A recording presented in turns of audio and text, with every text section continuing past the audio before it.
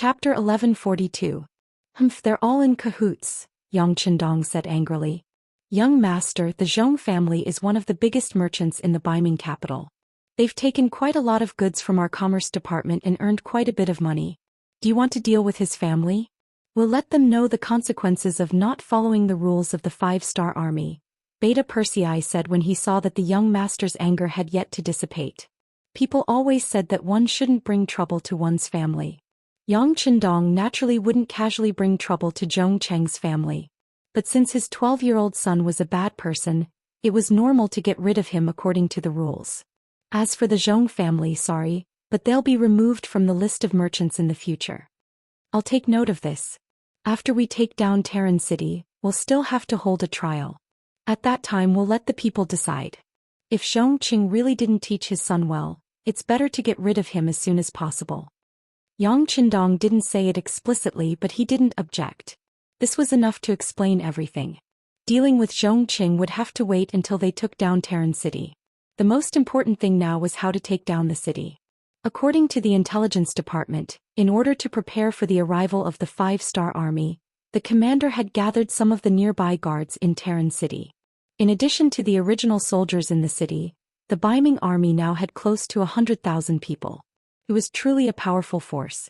On the other hand, Yang Qindong only had 8,000 elite soldiers from the 4th Infantry Division, 20,000 North Korean C-rank soldiers, and the Northern Ming Guards who had come all the way to Long, which added up to about 10,000. Altogether there were no more than 40,000 people. 40,000 against 100,000, and it was the main attack. This was basically impossible in the eyes of others, but in Yang Qindong's eyes, it was a completely different matter. The reason why he brought the 4th Division and not the other cavalry troops was to attack the city. Now it seemed that he had to use it. Inform the commander to prepare to attack the city. Inform the other troops to prepare to assist in the attack. Inform the 4th Division of the Sea to be on standby and prepare to bombard Terran City. Yang Qindong gave out orders one after another. Since they didn't have enough troops and the enemy still wanted to defend, it was impossible to solve the problem peacefully. They might as well use the most powerful firearms. Even though it would inevitably cause some unnecessary casualties, it was better than losing their own men and losing their own soldiers. Ling Dechong was very excited when he received the order. Ever since he entered the Liaodong region, he had been looking for a chance to show off his skills. From the telegram he found out that both the 1st Cavalry Division and the new army had done a lot. Only his 4th Division hadn't done anything. All they did was follow the 6th Young Master and take over some of the cities that Song Yong had occupied. This made him feel very unbalanced. To be able to follow the 6th Young Master, it was the perfect opportunity to show off his skills. Now that he didn't do anything, it would be a lie to say that he didn't feel wronged at all. Even in his dreams he wanted to show off the strength of the 4th Division. He originally thought that Song Yong had gone to Terran City and that he wouldn't have a chance. Now the Liaodong army dared to kill Song Yong, who was in the middle of a peace negotiation. This angered the 6th Young Master. Now it was time for them to show off. Gather the entire division and prepare for battle. Tell the 4 regimental commanders to report to me. After Ling Dechong finished speaking, he laughed heartily and went to the sand table to plan the attack. Within Terran City, Commanding Officer Song Quan sat in the main hall with a dignified expression. Beside him sat Commander Zhong Qing and Commander Qian Shi Yi Ligong. Commanding Officer Song Quan was a Grade 2 general. To be able to reach this position, Song Quan was quite capable. Furthermore, from the fact that he hadn't moved from his position for 7 years, it could be seen that he was a smooth and slick person. The Great Ming dynasty valued the civil and despised the military. This was especially so for the generals who held great power. It was very easy for the emperor to be suspicious of them. Reality also proved that if it wasn't for the emperor's suspicion and the civil officials' jealousy, the Great Ming dynasty wouldn't have been destroyed. As a commanding officer of hundreds of thousands of soldiers, Song Quan was able to sit in his position for 7 years. This was enough to show that he was very good at dealing with people. Otherwise he would have been suppressed to death by the civil officials. It was because of this that when he heard that the 5-star army's peace envoy Song Yong had died at the city gates, his face instantly darkened. His position meant that he couldn't surrender to Yang Qindong. Unless there was an order from the Baiming emperor, if he really did so, none of his family members in the Baiming capital would be able to survive. However, he didn't make this decision of his own accord. As a general who held great power in the military, Song Quan had a deep understanding of the five-star army. It was because of this that he knew how powerful the other party was. This kind of enemy wasn't someone he could fight against. He couldn't surrender and he couldn't win. Song Quan was prepared to sacrifice himself for a righteous cause to protect his family in the capital. Therefore, in the face of Song Yong's words, all he could do was to drive the other party away and wait for Yang Chendong to fight. When the time was right, he would commit suicide. With his own life, he could exchange the safety of his whole family, or he could also protect the safety of the people in the city. But he didn't expect Zhong Qing to be so daring as to force Song Yong to kill out of greed. This would create a situation where only one side would be able to survive. When the time came, even if he died, the civilians in the city wouldn't have it easy either. Did this Zhong Qing not have a brain? Did he not know that once the five-star army took Terran City, all the money he had would be nothing more than a wedding dress for the enemy? What was the use of money that couldn't be taken, and even if it was taken, it was useless? But it was too late to say anything now. Song Yong was already dead and the dead couldn't be brought back to life. What they had to do now was to solve the current problem and save as many people as possible with the least amount of casualties. Looking at Zhong Qing with a murderous gaze, Song Quan said, "General Zhong, Song Yong is already dead. The five-star army will be attacking the city soon. Why don't you take the lead?" "Why should I?" Zhong Cheng's expression turned ugly. From the moment Song Yong died, he knew that things were going to go south. He didn't think that someone would risk his life for money. If he had known, he wouldn't have done such a thing even if he was beaten to death. But since he was already dead, there was no point in thinking about it. Thinking about the 100,000 soldiers in the city and the less than 50,000 five-star army outside the city, he regained his courage. But now the commander was asking him to fight the five-star army. Wasn't that the same as asking him to die? He wasn't stupid enough to agree to it. Everyone knew that it was easy to gain merits by being the vanguard, but it was also very dangerous. Perhaps if it was another ambitious general, he would fight for this position. But as a member of the Zhong clan in the capital, he had an incomparable background. He came to the Liaodong region just to gain experience. He didn't need such a great merit. Only then did he refuse without even thinking about it. Sitting on the right was the commander Yi Ligong. He was a handsome middle-aged man in his early 30s. To be able to reach this position and become a rank 3 general, it wasn't because he had a powerful background. Instead, he relied on his own efforts to get to where he was today. It could be said that whether it was in terms of intelligence or bravery, he was one of the top 5 people in the Liaodong region. Yi Ligong, who could be called an all-rounder, knew his fate the moment he heard the guard say that Zhong Qing had killed Song Yong at the city gates. He was so angry that he called Zhong Qing a stupid pig. "Just watch, because this person is likely to bury all of us in the city." Even on the battlefield, killing a general of the five-star army wasn't a big deal. In a battle between two armies, who wouldn't die? But killing an unarmed envoy was completely different. That was openly breaking the rules and slapping Bugnam of Gojoseon's face. Who was Bugnam of Gojoseon? He was in existence on par with the southern and Baiming emperors. In terms of territory, he wasn't much worse. He was just someone with a lower reputation. How could such a person be so easy to provoke? Who was Zhong Qing? His family had some reputation in the capital and he had made some money in the past few years. Did he really think that he was invincible and could do whatever he wanted? Did he think that he could kill people without following the rules? From that moment on, Yi Ligong had sentenced Zhong Qing to death. And now Zhong Qing was openly disobeying the commander's orders. Yi Ligong didn't know what to say about this person. It seemed that the word stupid wasn't enough to describe him. Sure enough, as soon as Zhong Qing refused, Song Quan flew into a rage. "General Zhong, do you think I'm negotiating with you? Let me tell you, this is a military order. If you don't obey, you will be punished according to military law." The so-called punishment according to military law was beheading. Zhong Qing, who felt that things were not going well, pointed at Song Quan and said, "Commander, you can't do this. Over the years, our Zhong family has given you a lot of money." "Shut up. If you dare to mess around, you will be slapped 30 times, Song Quan said angrily. That's right. Over the years, he had been able to secure his position because he had given a lot of money to the higher-ups. He had no choice but to do so. If he hadn't done so, he would have been schemed against by others. Among them, the Zhou family had paid a lot of money. If it was in the past, even if it was because of this, he would not do anything to Zhongqing. But now, seeing that Tren City was about to fall and he was about to die, how could he still be threatened by Zhongqing? Chapter 1143. Zhongqing finally shut his mouth after hearing Song Quan's 30 slaps. He could tell that Song Quan was going to abandon him. Now that he was under someone else's roof, he had no choice but to lower his head. He thought to himself that when he had the chance to spread the news, he would definitely tell his family about this. After that, he could only reluctantly agree. Since Commander has given the order, Zhongqing will follow it.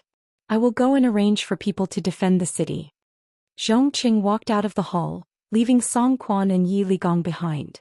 Thinking about the unfavorable situation, Song Quan asked, "Commander, I'm afraid that Zhongqing alone won't be able to stop the 5-star army's attack. I heard that the 4th Infantry Division is mainly armed with firearms." "Yes, how could I not know that I can't stop them? But do we have a choice?" Song Quan slowly opened his eyes and said with a sigh. Then, as if he thought of something, he looked at Yi Ligong and said, "You are different from me. You are an orphan, your parents are long gone, and your wife is newly married. She is currently in Terran City. The court doesn't have any evidence against you, so you don't have to die like you. With your ability, even if you join the 5-star army, you will have a bright future." "Lord Commander, I've never had such thoughts," Yi Ligong hurriedly explained. Song Quan interrupted him and said, "All these years, how could I not know what kind of person you are? It's just that there is no need to make unnecessary sacrifices. Moreover, Bugnam of Gojoseon is indeed a dragon among men. I know that he is very good to the Han people, so he should be good to the Han generals as well. With him, the Han people's status will be higher and their lives will be better. Isn't this what we want to see? Sai, if it wasn't for my family, I would also consider joining the 5-star army and fight for Bugnam of Gojoseon, fighting for the Han people's future." Yi Ligong would never have thought that Song Quan would be the one to say such heartfelt words. For a moment he was stunned and didn't know what to say. Just like what Song Quan said, Yi Ligong had a good impression of the 5-star army. Especially after learning about their deeds from various intelligence reports, he admired them even more. However, due to his identity and faction, he had no choice but to hide it in his heart. Now the choice was right in front of him. He had gone from being a bystander to being in the situation. It would be a lie to say that Yi Ligong did not have any ideas about where to go from here. However, when he thought about how everything he had today was all because of Song Quan's recommendation, he could not let down this benefactor in his life. And now it was this noble person who was advising him to surrender to the enemy. His heart, which had been suppressed, began to stir again. Yi Ligong did not immediately object, which was equivalent to expressing his attitude. How could Song Quan not know? He continued, "Ligong, it's not that I don't have any selfish motives. You know, my family is in the capital. When I'm around, naturally no one dares to bully them. However, once I leave, it's hard to say. If one day, and I'm saying if you have a firm foothold among the 5 stars, please help my family if possible. This is also my last request to you." "Commander, please don't say that. If I can survive this time, your family will be my family and your parents will be my parents." Yi Ligong immediately swore. Good. Song Quan patted Yi Ligong's shoulder with a gratified expression. The last worry in his life had been removed and he could finally go without worry. Outside the city, Ling Dechong called the 4 commanders under him over and seriously discussed the plan to attack the city. It wasn't easy to get a chance to attack, and everyone's opinion was surprisingly unanimous. They were not in a hurry to attack the city. First, they would scare the enemy and let them know that sometimes it wasn't easy to die even if they wanted to. 4 hours later, after the 4th Lu Division was fully prepared to attack the city, the first gunshot rang out. With the Type 95 firearms that could easily fire from 300 to 400 meters away, when the gunshots rang out, the Ming soldiers guarding Terran City became live targets. Many of them even had bows and arrows in their hands as they stuck their heads out of the battlements, waiting for the 5-star army to come closer. Bullets flew over and accurately hit their bodies. This was simply an unfair and unequal battle. One side could attack as they pleased, while the other side could only passively take a beating. They couldn't even see the appearance of their opponents clearly, but hundreds of Baiming soldiers were hit. Some died on the spot, while others were injured by gunshots and fell to the ground screaming in pain. If they died, then so be it, everything would be over. But those who were injured by gunshots, when their cries of pain rang out from the battlements, the shock it brought to their comrades was so great that it completely exceeded the expectations of the defending general, Zhou Xian. He originally thought that with the advantage of numbers, they would be able to fight evenly with the 5-star army. In addition, they had the higher ground and were relying on the city walls, so it wasn't impossible for them to push back the 5-star army. But after this exchange, Zhou Xian realized how wrong he was. As the headquarters of the newer Gandu Sea, it was where the commander was located. Beishir also placed great importance on it and once sent people to send over 200 firearms. They had always been treated as treasures and kept in the armory. This time Zhou Xian even took them out, wanting to properly display their power. But after this exchange, these seemingly treasured firearms were completely useless, unable to pose any threat to the 5-star army. They couldn't even attack from a certain distance, so how could they display their power? Zhou Xian, who was on top of the city gate tower, saw that more and more soldiers were dying and the number of injured was increasing. The soldiers guarding the city were terrified because of this. More and more soldiers hid behind the city gate tower and didn't even dare to show their heads. Zhou Xian couldn't help but be furious. He loudly ordered everyone to shoot arrows outside the city. Since the general had given the order, the soldiers below didn't dare to disobey. Helpless, they could only risk their lives and shoot arrows outside. But very quickly, those who showed their heads didn't have a good ending. Out of 10 people, at least half of them were hit or injured, and the remaining half had their arrows shot to God knows where, unable to pose any threat to the outside world. Under the constant orders, the number of injured and dead increased, and the morale of the Baiming army continued to drop. Having completely lost the initiative, the Baiming army could only take a beating and hide. Outside of Terran City, the 4th Master Lu's attack shocked everyone. Behind them, the 20,000 North Korean soldiers who were preparing to attack, as well as the 10,000 Baiming soldiers who surrendered along the way, were also shocked. They originally thought that with the enemy's high walls and the commander personally leading the attack, this attack would be extremely difficult, and who knew how many lives would be lost here. This was especially true for the Baiming soldiers who had surrendered. Thinking about how they had just escaped from the tiger's den and into the wolf's den, they felt extremely uncomfortable. But who would have thought that when the attack started, the situation would be one-sided? The Terran City Baiming soldiers, who had the advantage in numbers, didn't even have the ability to retaliate. When this scene fell into everyone's eyes, many of the soldiers were extremely excited. The situation on the battlefield was completely out of their expectations, and it gave them hope, a chance to perform meritorious deeds. General, the North Korean soldiers and the Baiming army who surrendered are asking if we can attack the city now. Ling Dechong was still smiling as he watched his soldiers flaunt their might when the messenger walked over and reported. There's no rush, there's no rush. Ling Dechong waved his hand and laughed. Tell them that it's not time for them to attack yet.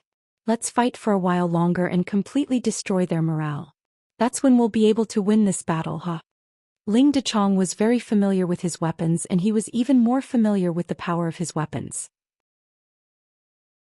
He knew that if he wanted to obtain the greatest victory with the smallest price, he couldn't rush it. In any case, he had brought a lot of bullets with him this time, so he treated it as giving the soldiers a chance to shoot. They didn't charge and bullets continued to fly. For hours later, the sky turned dark and everything became quiet. More and more injured soldiers were carried down from the city walls. Cries of pain and anguish could be heard everywhere. When the Baiming soldiers who hadn't entered the battlefield heard this, their faces turned pale and their expressions changed greatly. Facing an enemy who could easily kill you from a distance without even facing you head-on, they didn't have much of a chance of winning. They all thought in their hearts, if it were them, how much confidence would they have in winning? The commanding general, Zhou Xian, also had a dejected look on his face. He originally thought that with his advantages he would be able to fight on par with the 5-star army. If things went well, he would be able to defeat them. That would be an outstanding military achievement. Who would have thought that the result would be like this? After fighting for 4 hours, they couldn't even touch the corner of their opponent's clothes. He only got the result of more than 300 soldiers being killed and more than 1,000 injured. Of course, what was worse was that the morale of the soldiers had been greatly damaged. If this continued tomorrow, he really didn't dare to imagine how the army would be able to continue fighting if they didn't have any combat power. General Zhou, the commander has ordered you to come to his residence to discuss military matters. One of Song Quan's soldiers came in front of Zhou Qing. I understand. Zhou Qing nodded expressionlessly. Lead the way. In fact, Zhou Qing was prepared to go to Song Quan even without him coming to find him. There was no way to fight a war like this, and there was no way to win it. He wanted to resign from his position as the general of the city defense. The commander's residence was brightly lit at this moment. When Zhou Qing arrived, he saw a busy scene. He saw many people walking in and out, and they were carrying all kinds of things in their hands. It felt like they were moving house. Zhou Qing, who didn't understand what was going on, strode into the main hall and saw Song Quan and the commander Yi Ligong sitting there. Chapter 1144. Commander, what are the people outside busy with? Zhou Qing asked in confusion after entering the hall. General Zhou, don't ask so many questions. Let me ask you, what are your thoughts after today's battle with the 5-star army? Do you think we can defend Tren City with just us? Song Quan didn't answer Zhou Qing's question. Instead, he took the initiative to ask about the battle. Sigh. At the mention of this matter, Zhou Qing's face was ashen as he said, don't mention it. The firearms in the hands of the 5-star army are simply too powerful. They can even shoot from afar and are extremely accurate. We didn't even see their shadows, and we've already lost over 1,000 people. If this battle continues like this, there's really no way to continue. Oh, so that means we won't be able to defend the city? Song Quan asked again. That's right. We can't defend it. This time Zhou Qing answered honestly. If that's the case, what does General Zhou think about breaking out of the encirclement? Song Quan asked, as he already expected Zhou Qing to say this. Breaking out of the encirclement? This question was completely out of Zhou Qing's expectations. Then he remembered that when he entered the mansion he saw those people moving things back and forth. He immediately understood that Song Quan was preparing to escape. Seeing that Zhou Qing seemed to be thinking about something, Song Quan looked at Yi Ligong on the other side. The two of them looked at each other and nodded. Song Quan said to Zhou Qing again, that's right, we should break out of the encirclement. You know the situation this afternoon. The 5-star army has very powerful firearms. It's not something we can stop. If we don't break out of the encirclement early, once they attack with this method, I'm afraid we won't even have a chance. Yes, Commander, you're right. But isn't it too rushed to break out of the encirclement tonight? After seeing the power of the 5-star army, Zhou Qing agreed with this decision. However, he still felt that breaking out of the encirclement now was too rushed. He didn't even have the slightest bit of preparation. It's not rushed. Who can guarantee that the 5-star army won't attack the city tomorrow? If that's the case, I'm afraid we won't even have a chance to break through. Seeing that Zhou Qing didn't immediately object, Song Quan continued to persuade him. The 5-star army was indeed powerful. No one knew what kind of attack they would launch tomorrow. In the end, Zhou Qing nodded and agreed. Let's break through the encirclement then. I just don't know what kind of plan the commander has. I've already discussed this matter with Yi Qian. Let's do it like this tonight. In the middle of the night, dark clouds covered the moonlight and the sky was completely dark. Looking at Tren City from afar, other than the moving torches on the city walls, which were soldiers patrolling, everything else was pitch black. It gave off a very quiet feeling. However, the atmosphere suddenly changed. The originally quiet city was suddenly filled with rumbling sounds. Then the west gate was opened and a large group of people rushed out. They appeared like a whirlwind and rushed towards the river guards. After the west gate was opened, the south gate opened as well. Unlike the other gates, the south gate remained silent after it was opened. Not a single soldier walked out from it. The contrast between the two was very obvious. Outside the south gate, Yang Chendong, who had already changed into a golden cloak, was slowly approaching under the protection of 1,000 Black Knights. Behind the Black Knights were tens of thousands of North Korean soldiers and 10,000 Baiming army soldiers. They arrived at the south gate unhurriedly. Then they entered as if there was no one around. Just like that, they entered the city through the gate openly. They didn't encounter any obstruction or resistance during the process. In the commander's residence of Tren City, the commander Song Quan had already committed suicide in the courtyard. A white cloth was covering his body and a group of soldiers were kneeling on both sides of him. When Yang Qindong arrived, he saw this scene. "Greetings, Bugnam of Gojosian." The moment Yang Qindong entered the courtyard, everyone led by Yi Ligong fell to their knees. Sigh, a proper burial. After Beta Persei opened the white cloth and confirmed that the deceased was indeed Song Quan, Yang Qindong sighed emotionally. "Thank you, Bugnam of Gojosian." With Yi Ligong as the leader, everyone kowtowed once again. Song Quan died just like that. Perhaps he knew that if he didn't die, his family in Baiming wouldn't be safe, so he sacrificed himself in exchange for everyone's lives. Yi Ligong knew the whole plan. He really wanted to prevent his benefactor from dying, but he also knew that it was useless. Song Quan's survival meant that his family in Baiming had to die. There was no other choice but to sacrifice one person in exchange for everyone's lives. And before Song Quan died, he still did a lot of things. He really needed Yi Ligong to take care of his family in the future, so he first arranged for Zhong Qing, who was a thorn in his side, to leave the city. Then he handed over all the military and political power to Yi Ligong, and then died peacefully. After Yi Ligong learned of the plan, he secretly sent someone to contact Yang Qindong. This was how the 5-star army safely entered the city and took over everything. "You're Yi Ligong. Let's talk inside." Yang Qindong already knew everything that had happened. He couldn't do anything about Song Quan's choice, but he also admired him. He was full of curiosity about Yi Ligong. What kind of person could make Song Quan sacrifice himself to protect him? Could he really guarantee that Yi Ligong would fulfill his promise after his death? In the main hall of the commander's residence, Peng Yu, Ba Daojiang and the others who had transformed into Long Wei carefully inspected the place. After confirming that there were no problems, Yang Qindong stepped into the hall, followed by Yi Ligong, the commander-in-chief. Yang Qindong sat down on the main seat while Yi Ligong stood with his hands by his side. The two of them sized each other up. In the entire Liaodong region, Yi Ligong was an extremely famous existence. He was different from Tong Long. Although he was extremely courageous, he had relied on the help of his family to get to where he was today. Yi Ligong had relied entirely on himself. He had relied on his ability to wield both the pen and the sword to reach the position of commander-in-chief. For this reason, when the Liaodong cavalry was established, Fang Dingshan had personally appointed him as his deputy, but Song Quan had stopped him in the end.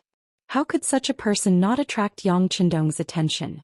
Originally, he had wanted to see his ability in the Battle of Terran City, but he hadn't expected that the other party would surrender without even putting up a basic resistance. Of course, it was a good thing that he could take the initiative to surrender to him. Subduing the enemy without a fight, this was the highest level of victory in battle. And the person behind all of this was Yi Ligong, so Yang Qindong was naturally very interested in him. "Bugnam of Gojosian, the surrendered general has a request." While Yang Qindong was sizing up the other party, Yi Ligong had already knelt down on the ground again. "How dare you?" Beta Persei shouted from the side. "You're just a surrendered general. What right do you have to make a request?" Yes, the surrendered general knows that he's not qualified, but I hope that Bugnam of Gojosian will agree to this request. Thump, thump, thump. His forehead hit the ground 3 times in a row and soon blood flowed from his forehead. It was obvious that he had used a lot of strength. "Let's hear it." Yang Qindong stretched out his hand to stop Beta Persei's next action and looked at Yi Ligong, who was kneeling on the ground, with interest. Now that he had a chance to speak, Yi Ligong said, "Bugnam of Gojosian, Commander Song committed suicide to save the people of Terran City from the flames of war. If there's a chance one day, please clear his name. Thank you." When he sent a secret envoy to Yang Qindong to beg for surrender, he had said not to make things difficult for the people of Terran City. At that time, Yang Qindong had also agreed. However, he didn't say anything about clearing Song Quan's name. Now that Yi Ligong had suddenly brought it up, even Yang Qindong frowned slightly after hearing it. "General Yi, why didn't you mention this when you sent people to beg for surrender?" Reporting to Bugnam of Gojosian, when Commander Song was still here, everything was led by him. There are some things that a surrendered general can't say clearly. The secret envoy in charge of the surrender was arranged by Song Quan. Of course, he wouldn't mention clearing his name after death. In fact, he didn't even think about such a thing. What he cared about was the safety of his family in the capital and the hundreds of thousands of soldiers and civilians in Terran City. Since Song Quan didn't mention it, Yi Ligong couldn't not mention it. Now that he had the opportunity to talk to Yang Chendong, he brought it up. Yang Chendong nodded slightly with a look of understanding. Then he looked at the kneeling Yi Ligong and asked with a smile, "You want this king to clear Song Quan's name? Aren't you worried that this king will be defeated and killed one day?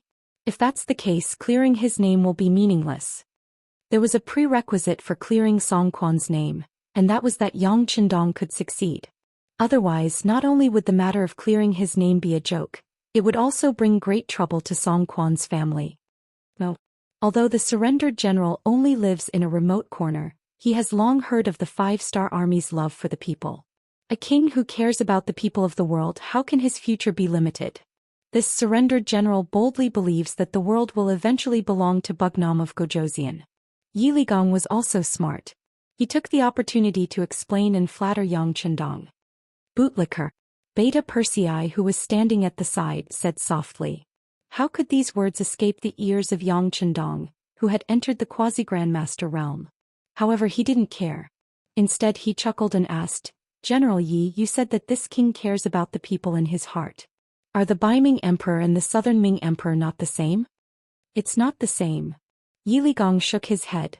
If he was still the Baiming commandant, there were some things that he couldn't say even if he thought about it. Otherwise, it would be a choice and it would be treacherous. But now, since he had chosen to surrender to the five-star army, he naturally didn't have any concerns. Chapter 1145. The Emperor of the Great Ming Dynasty talks about the safety of the people, but in reality, it is only for the stability of the regime.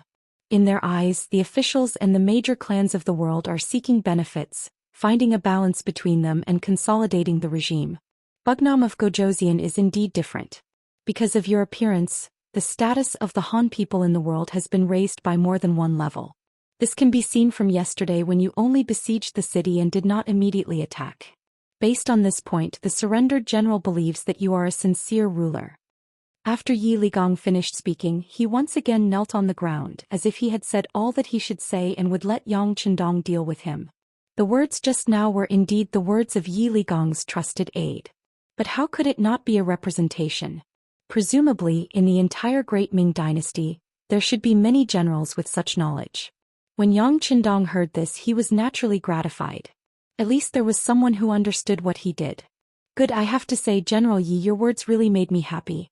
Since that is the case, I will agree to your request. Once this prince has enough ability, I will definitely clear General Song Quan's name. And as you said, this prince does not want to see the Han people and the Ming army kill each other. There are still many cities in the Liaodong region that have not been captured. I don't know if you can do your part to help this prince? Yang Chendong took a fancy to Yi Ligong's identity as a commander. It would be more convenient for him to do some things than the dead Song Yong. In addition, he intended to test the other party's ability, so he spoke out. The surrendered general is duty-bound. How could Yi Ligong, who wanted to take the opportunity to show his ability, not agree? The surrendered general thanks Bugnam of Gojosian for promising to clear General Song's name. Thank you again. Thump, thump, thump, he kowtowed 3 more times and blood overflowed from his forehead. Just as the two were talking, Longwei's voice came from outside the hall. 6th Young Master, Lu 4th Division Commander Ling Daqiang requests an audience. Let him in. Yang Chendong sat up straight with a smile on his face. After a dozen breaths of time, Ling Daqiang entered the hall with a wooden box in his hands. He knelt down in front of Yang Chendong, who was wearing a golden cloak. 6th Young Master, I was able to accomplish my mission. Zhongqing has been killed. This is his head. Poor Zhongqing, he didn't even know that he had been betrayed. They thought that Song Quan had really given the order to break out of the encirclement, but unbeknownst to them, not too far away from the southern gates, the Lu 4th Master Teachers were already lying in ambush.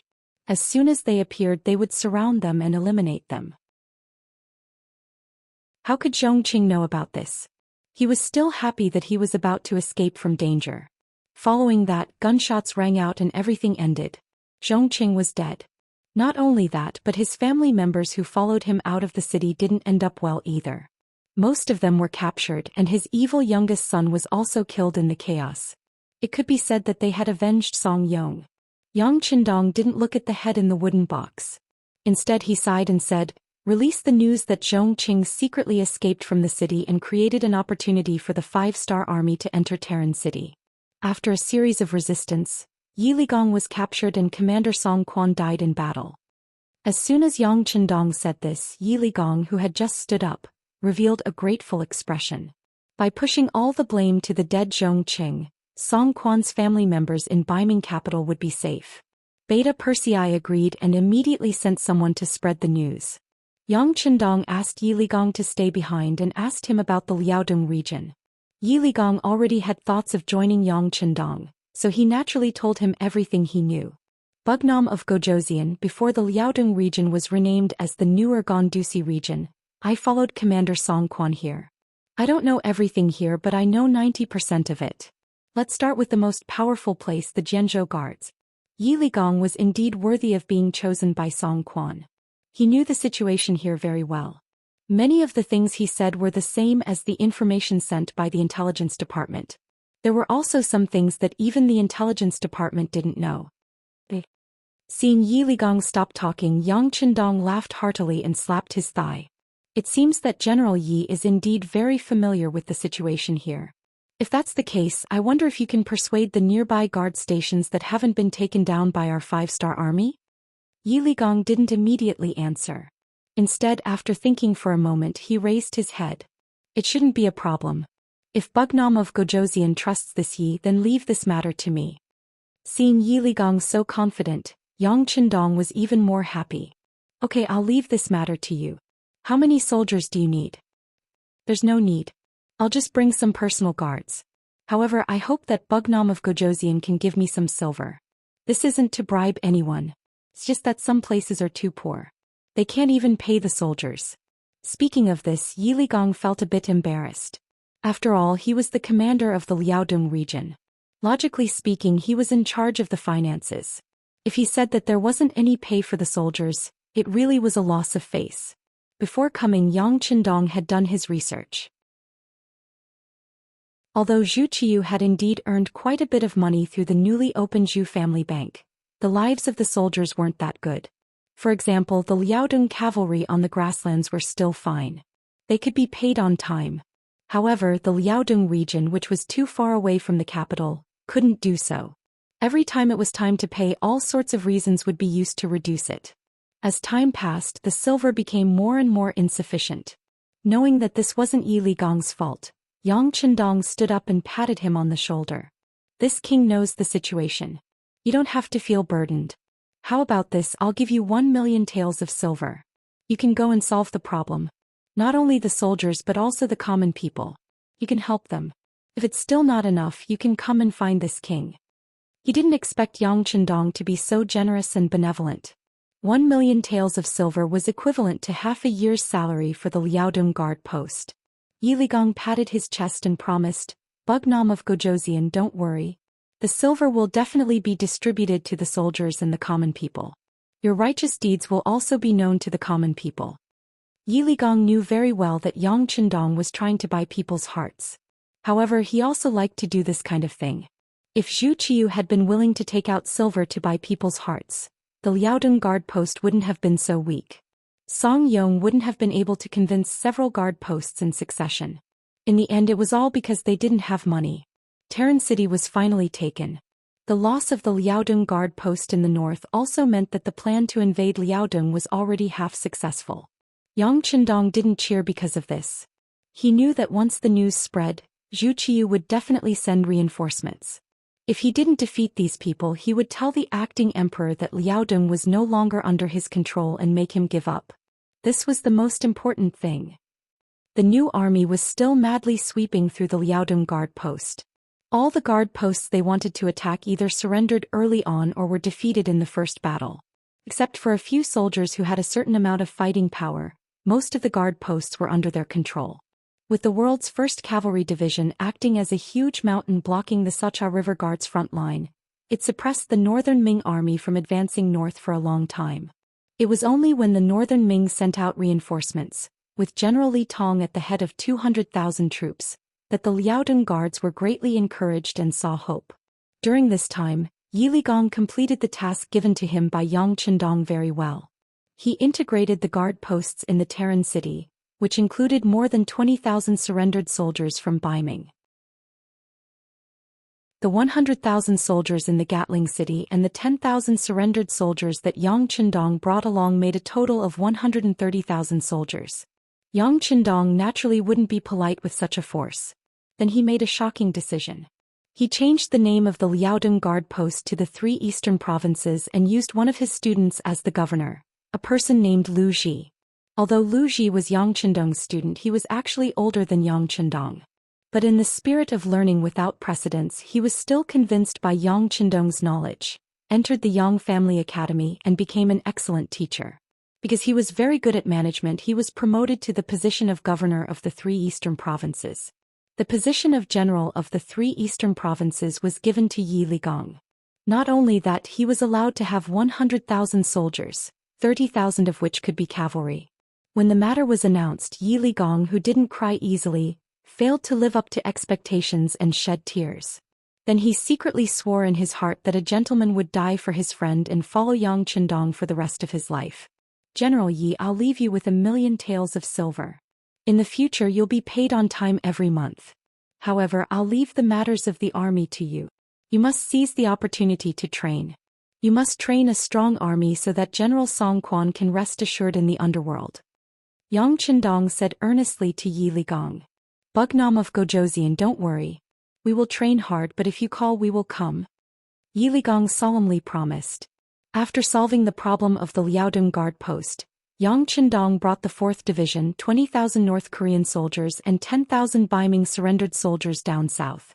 In just 4 months after leaving the Japanese Empire, Yang Chendong had taken over the Shuangqing Guards and the Saha River Guards as the front line. He was already halfway to his goal of taking over the Liaodong guard post. However, Yang Chendong was very clear that although it seemed like he had taken over half of the territory, it was just a barren land. There weren't many Baiming army there either. The truly powerful ones were the remaining half, which was the Liaodong guard post near the capital of Baiming.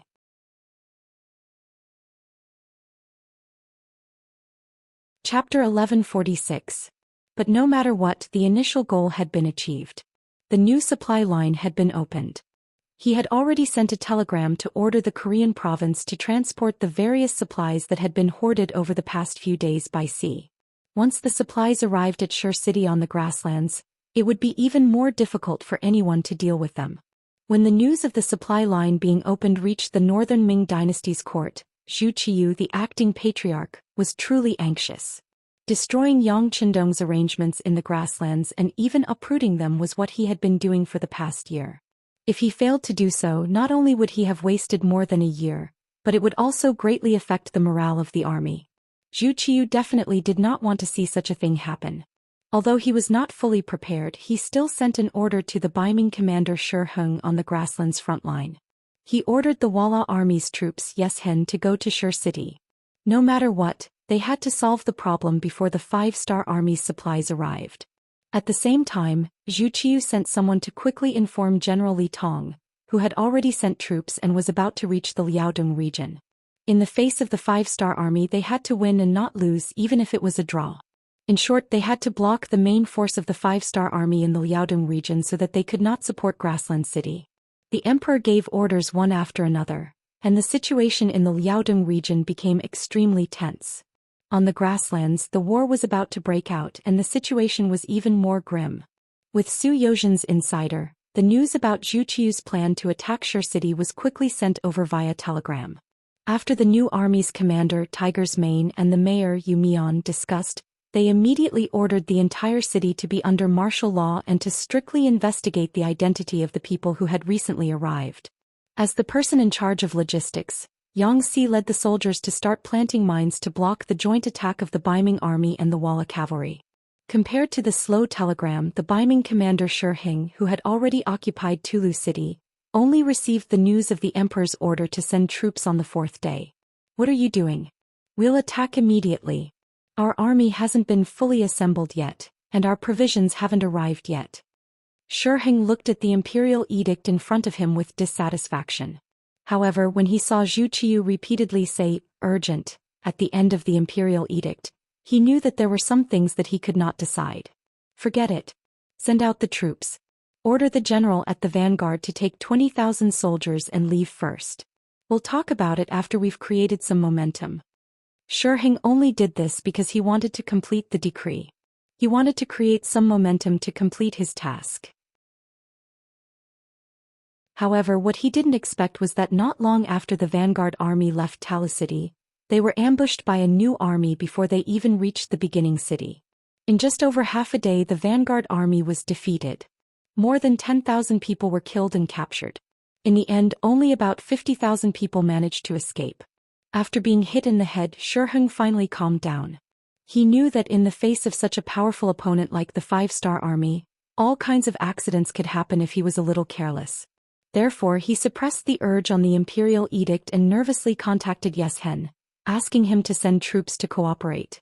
At the same time, he called back 70,000 Liaodong cavalry and made preparations to attack the beginning city. In the beginning city, the commander of the new army, Tiger's Mane, was cheering for the victory of the first battle. However, after learning about Xianxia's preparations from the intelligence personnel, he didn't dare to be careless. While doing the strict defense of the city, he sent a telegram to Yang Qindong and reported in detail what had happened here.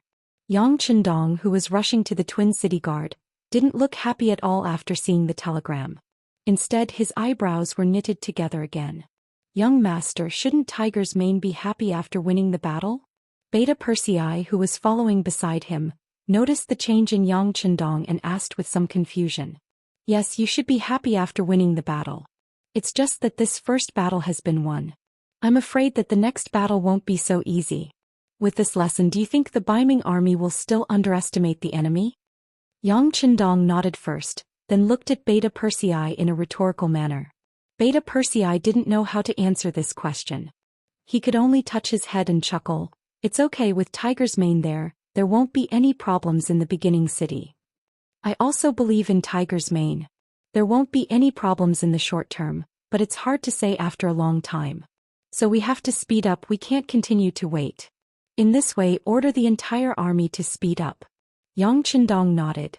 Although Tiger's Mane had never complained, Yang Qindong could imagine that after not receiving any supplies for more than a year, even if there were some stocks before, there wouldn't be much left now. Under the order of Yang Qindong, the army once again sped up. Meanwhile, at this time, 200 li southwest of their destination, Twin Cities Guard, Northern Ming's 200,000 reinforcements had already arrived, moreover gathering together with Jian Province's left guard General Qindu. Since Tong Long was captured with 3,000 cavalry, Qindula retreated into his shell like a tortoise and never came out again. Even if he could see the scattered 5-star army's cavalry scouts nearby, he still turned a blind eye to them. It wasn't until he heard that the 200,000 reinforcements sent by the emperor had arrived that he hurriedly left the city and brought some provisions and military supplies out. Speaking of which, Qindula and Li Tong were old acquaintances. Although they weren't very close, they could still be considered old friends. When they met again, there was no need to be polite. Perhaps they also knew that they were now grasshoppers on the same rope, and they couldn't run away from each other. General Qin, the situation isn't good. The 5-star army is coming aggressively. I'm afraid it won't be easy to deal with them. After Li Tong greeted Qindula, he entered the temporary tent to discuss the situation in front of him. General Li is right, the 5-star army's combat power is strong and not easy to deal with. To be honest, not long ago my commander knew that Tong Long wasn't convinced, so he rushed out with 3,000 cavalry and the result. Li Tong, who had been rushing, didn't know what happened to Tong Long, so he asked out of curiosity. Just as the words left his mouth, Li Tong thought of something. Looking at Qindula's serious and gloomy expression, he already knew the result, so he could only shake his head. I have to say, the Bugnam of Gojosian is really not easy to deal with. That's right, they have the world's strongest cavalry and at the same time they have the world's most powerful firearms. Most importantly, they seem to have endless wealth and until now it's difficult to restrict them with money. When Qindula said this, he could only helplessly shake his head. Anyone who had one of these was already very powerful, not to mention all three. With such an opponent, even if you had a lot of troops, you wouldn't be able to gain any advantages. After hearing this, Li Tong was silent for a while, then he raised his head and said, General Chen's words don't necessarily have to boost the morale of others and reduce our own morale. Hehe. Chen Dula knew that Li Tong had seen the seriousness of the situation. The reason why he said this was because Li Tong was the main general and he needed to boost his morale. That was why he said this. For this reason he decided to give Li Tong some face and didn't expose him. Instead he asked, General Li, how are you going to deal with the enemy? Are you going to use these 200,000 people to attack and take back everything that you've lost? No. Li Tong quickly shook his head. The opponent is a cavalry team and in terms of speed we are no match for them. It's better to defend. Besides, the Emperor's intention is very clear. He wants us to guard here and stop Bugnam of Gojosian from assisting the Grasslands beginning city. If we do this well, it will be a great achievement. Li Tong was very clear about his position, which made Chen Dula feel very gratified. General Li is indeed a talented commander. I deeply agree with this. You have to know that Tong Long didn't gain any advantages when he led 3,000 elite cavalry previously. Great minds think alike. Li Tong laughed heartily at the sky after hearing that. Using a defensive battle to hold back Bugnam of Gojosian's army and prevent them from assisting the beginning city. This was the plan that Li Tong had set for the 200,000 troops. If the truth was really like what he did, it could indeed give Yang Chendong a headache. Although it would definitely not be able to block it, it could play the role of stalling for time. In this way the beginning city would be in danger. The policy was right, but in the end it still depended on who carried it out. Just like the laws and governments issued by many countries, they were all for the purpose of the people. However, when it was really in the hands of the people, it might be completely different. Just like now, Tong Long, who they were just talking about, had now returned to the Jian province left guard and met his own people here. In the Jian province left guard, in terms of population, although the Han people were more than the Nuzanren in terms of overall strength, especially influence, the Nuzanren was not just a little bit stronger. This might have something to do with the Nuzanren being more united than the Han people, or perhaps it was because they had lived in this area for generations, allowing them to adapt better to the environment here.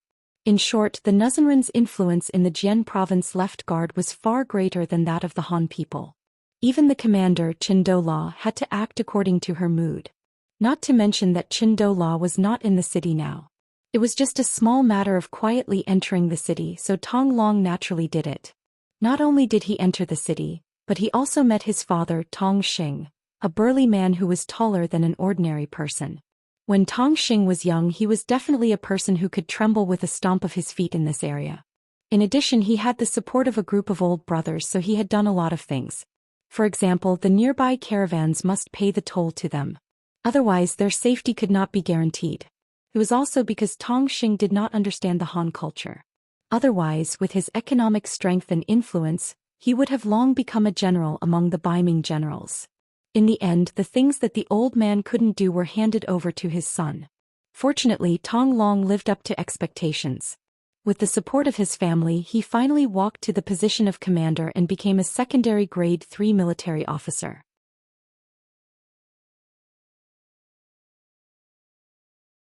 Chapter 1147. With Tong Long's good performance, Tong Xing was like a tiger that had grown wings. In the big city of the Jianzhou left guard, there was no one who dared to not give him face. However, all of this changed when Tong Long and his 3,000 elite cavalrymen suddenly disappeared. Tong Xing and Tong Long were father and son. One was a businessman while the other was an official. When one of them was missing, the problem naturally arose. The cake was only so big and most of it was still controlled by the Tong family. Now that there was finally a chance to redistribute it, who would give up this opportunity?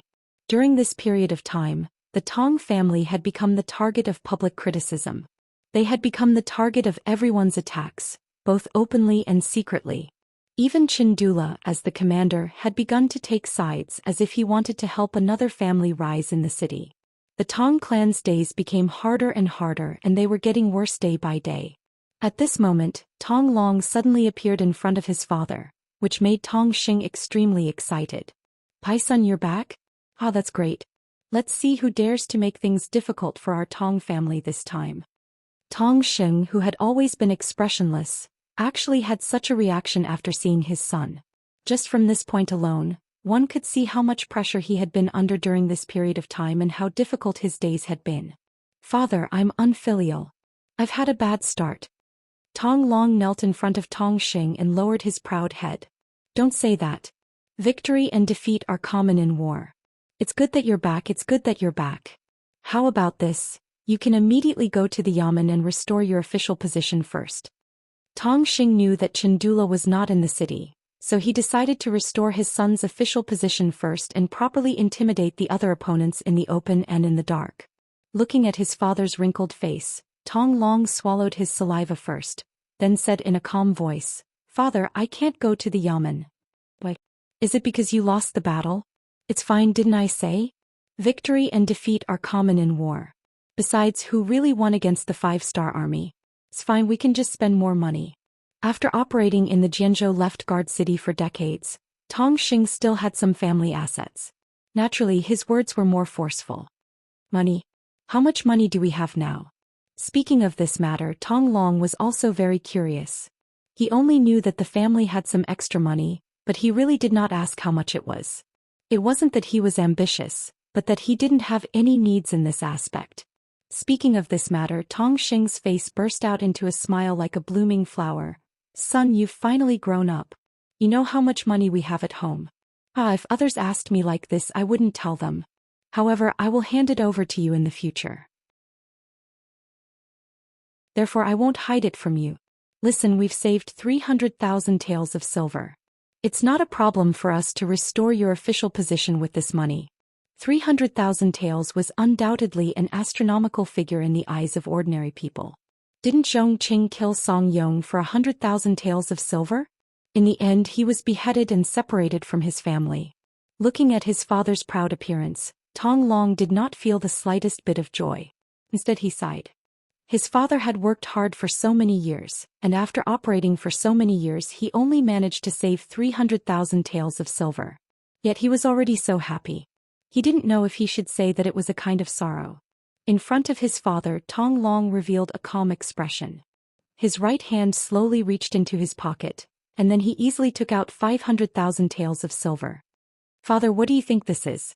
Silver. Tong Xing's eyes weren't blurry and he recognized the item in front of him at first glance.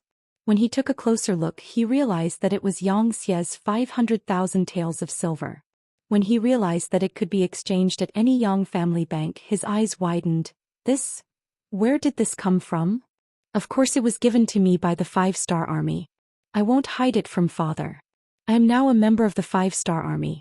Because of my outstanding strength and outstanding performance, I am now a company commander. Of course, I am confident that I can lead more troops in the future. When he spoke of this, Tong Long's arrogant side appeared again. Ever since Tong Long was captured by Commander Bai Shuang, he couldn't accept it. When he woke up and ate a large amount of food, he started to shout loudly. What he meant was that he couldn't accept it. If it wasn't for the 5-star army's strategy that caused them to be exhausted, he definitely had the ability to fight it out and even win. Logically speaking, a captive shouldn't have the right to speak. Even in ancient times, such people didn't even have basic human rights. However, Bai Shuang didn't take away his right to shout. On the contrary, he got someone to release him. Not only him, the other 2,000+ captives were also released. They were surrounded by 4 groups of 2,000 soldiers. The only difference was that one group had weapons and war horses while the other group had nothing. What are they doing? Are they trying to kill us? Since that's the case, we will fight it out with them. We don't have any weapons. Even if we bite with our teeth and tear with our hands, we can't just sit there and wait for death.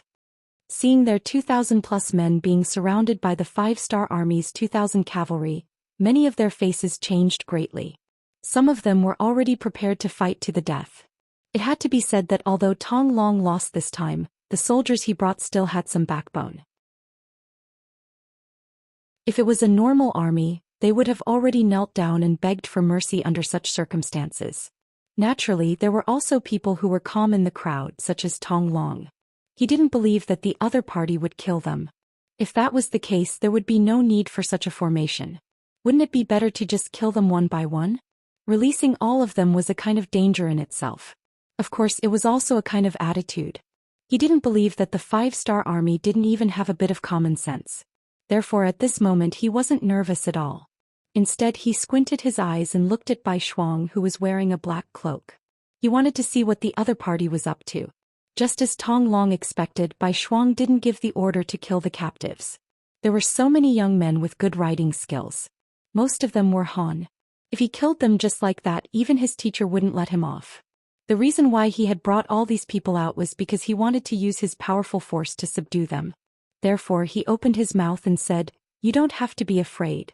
We don't want to kill you. We just want to prove that we are stronger than you." Oh right, didn't someone say that they weren't convinced? Alright, we will give them a chance to show off now. No matter if it's one-on-one or many-on-many, we will accept it. But if you lose this time, please put down your pride. Alright, since it's a bet, there should be some stakes. How about this? If you can win, we will let you go unconditionally. On the other hand, if you lose, you must stay and join the 5-star army. How about it? Are you serious? The moment Bai Shuang finished speaking, Tong Long was the first to ask. Of course. There are so many brothers here. How can this be a game? Plus, we always keep our words in the army. You don't have to doubt us, Bai Shuang said in an incomparably confident tone. This time the army camp was in an uproar. This was especially true for some of the men who were confident in their strength. They had always been fearless. Now that they had a chance to prove themselves, how could they let it go? Immediately, many people began to take the initiative to sign up. They wanted to prove themselves with their own strength and also to save themselves. Bai Shuang didn't reject these people. He ordered people to bring over the war horses that were captured before. Then he gave everyone who wanted to fight a wooden scimitar. This was originally the weapon that the 1st Cavalry Division used to train. With such a weapon they didn't have to worry about killing people. At most they would only suffer some minor injuries. The first to fight were the 100 captives. Their opponents were the 100 cavalry warriors of the 4th Regiment. In front of everyone, the two sides pulled apart a distance of 2 li. Then, under the shout of Bai Shuang, the temporary referee, both sides began to exert their strength and charged at each other. It had to be said that the cavalry that caught Tong Long's eye and brought out were quite strong. They charged from afar, waving their wooden scimitars and doing all kinds of difficult tricks on the horses. Loud battle cries came from their mouths. Their imposing manner was extraordinary. In comparison, the 100 soldiers of the 4th Regiment seemed to be weaker. They didn't shout or shout. Instead they kept moving forward in silence. As they moved forward they kept changing their formation. The 100 people quickly formed a formation of 5 tip of the arrow. Then they collided with the 100 captives in a way that could pierce through their hearts. 1 chopstick was easily broken. 10 chopsticks couldn't be broken. When the two sides began to collide, the tip of the arrow array displayed its unique and powerful strength. Under the coordination of each other, the soldiers of the 4th Regiment only needed to take care of the enemies in front of them. As for their left, right and back, there were naturally other comrades in charge of protecting them. This allowed them to maximize their attacking power. On the contrary, the captives were fighting for themselves. Those who had a good relationship with each other only cooperated in 2s and 3s. In the face of the tip of the arrow, which was a group of 20, it was no different from a mantis trying to stop a chariot. In just one exchange, a quarter of the 100 captives fell. Then it was time to charge again and again, entangling the enemy. Soon the captives realized that every time they attacked with their scimitars, they could only attack one opponent. However, there would often be multiple scimitars slashing at them. Moreover, it was continuous. One move after another, one move after another, it was impossible to guard against.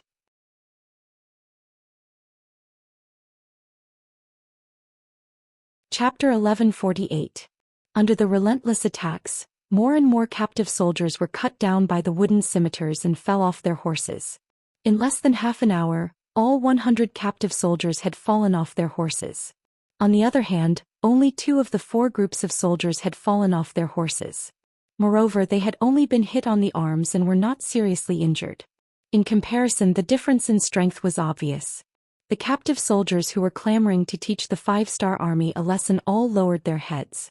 Only now did they realize that even if the enemy did not use any tricks, they would still be the ones to lose in a direct battle. Tong Long saw everything with his eyes. When he saw the 5-star army working together so closely, he revealed an envious expression. It could not be helped. Tong Long was an all-rounder. It was not that he had never thought of using cavalry to fight together, but the soldiers under him were all arrogant and unruly. In addition, they had not met any worthy opponents. It was too difficult to gather them together for training. No matter what, the 5-star army had taught them a lesson. Seeing this, many of the captive soldiers were already convinced. However, as their commander, Tong Long naturally would not be so easily convinced. Seeing that no one stood out to challenge him, he held the wooden scimitar in his hand and said to Bai Shuang, who was wearing a black cloak, "You should be the commander of these people. Since that is the case, I will challenge you. Do you dare to accept?" "Hehe, I have already lost to you once. Why should I be afraid of you?" Bai Shuang laughed loudly as he spurred his horse forward. For safety reasons, he did not hold his spear. Instead, he held a pair of wooden scimitars and rode out on his horse. Dual blades. Seeing Bai Shuang come out with dual blades, Tong Long was stunned at first. Then he laughed loudly. It seemed that dual blades were naturally more powerful than a single blade. However, this was a battle on horseback. If one was not careful and did not control his strength well, he would fall off the horse. Was he not afraid of such a problem with dual blades? "What? Are you afraid? Or should I give you a blade?" Bai Shuang smiled lightly. He did not show any displeasure because of the other party's mockery. "There is no need for that.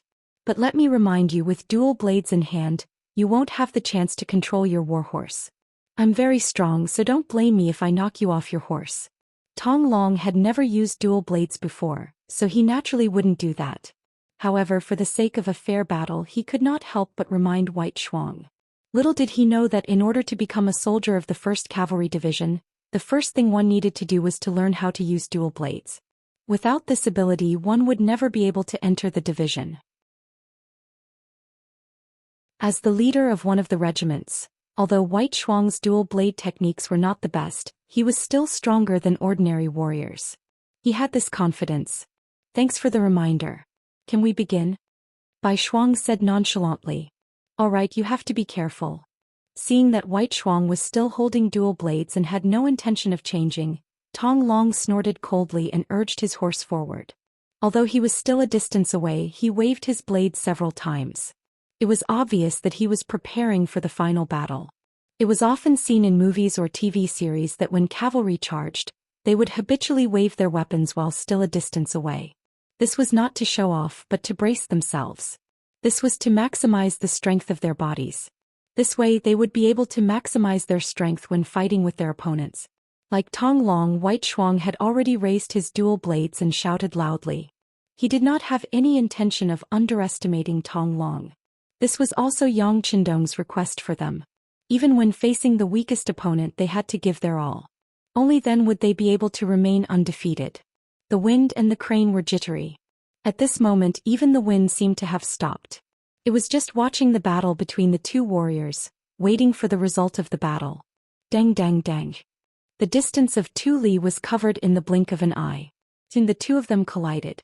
Then the sound of weapons clashing rang out. Every time there was a loud bang, the two of them would involuntarily move. They were releasing all the power that the other party had imbued into their bodies through their weapons.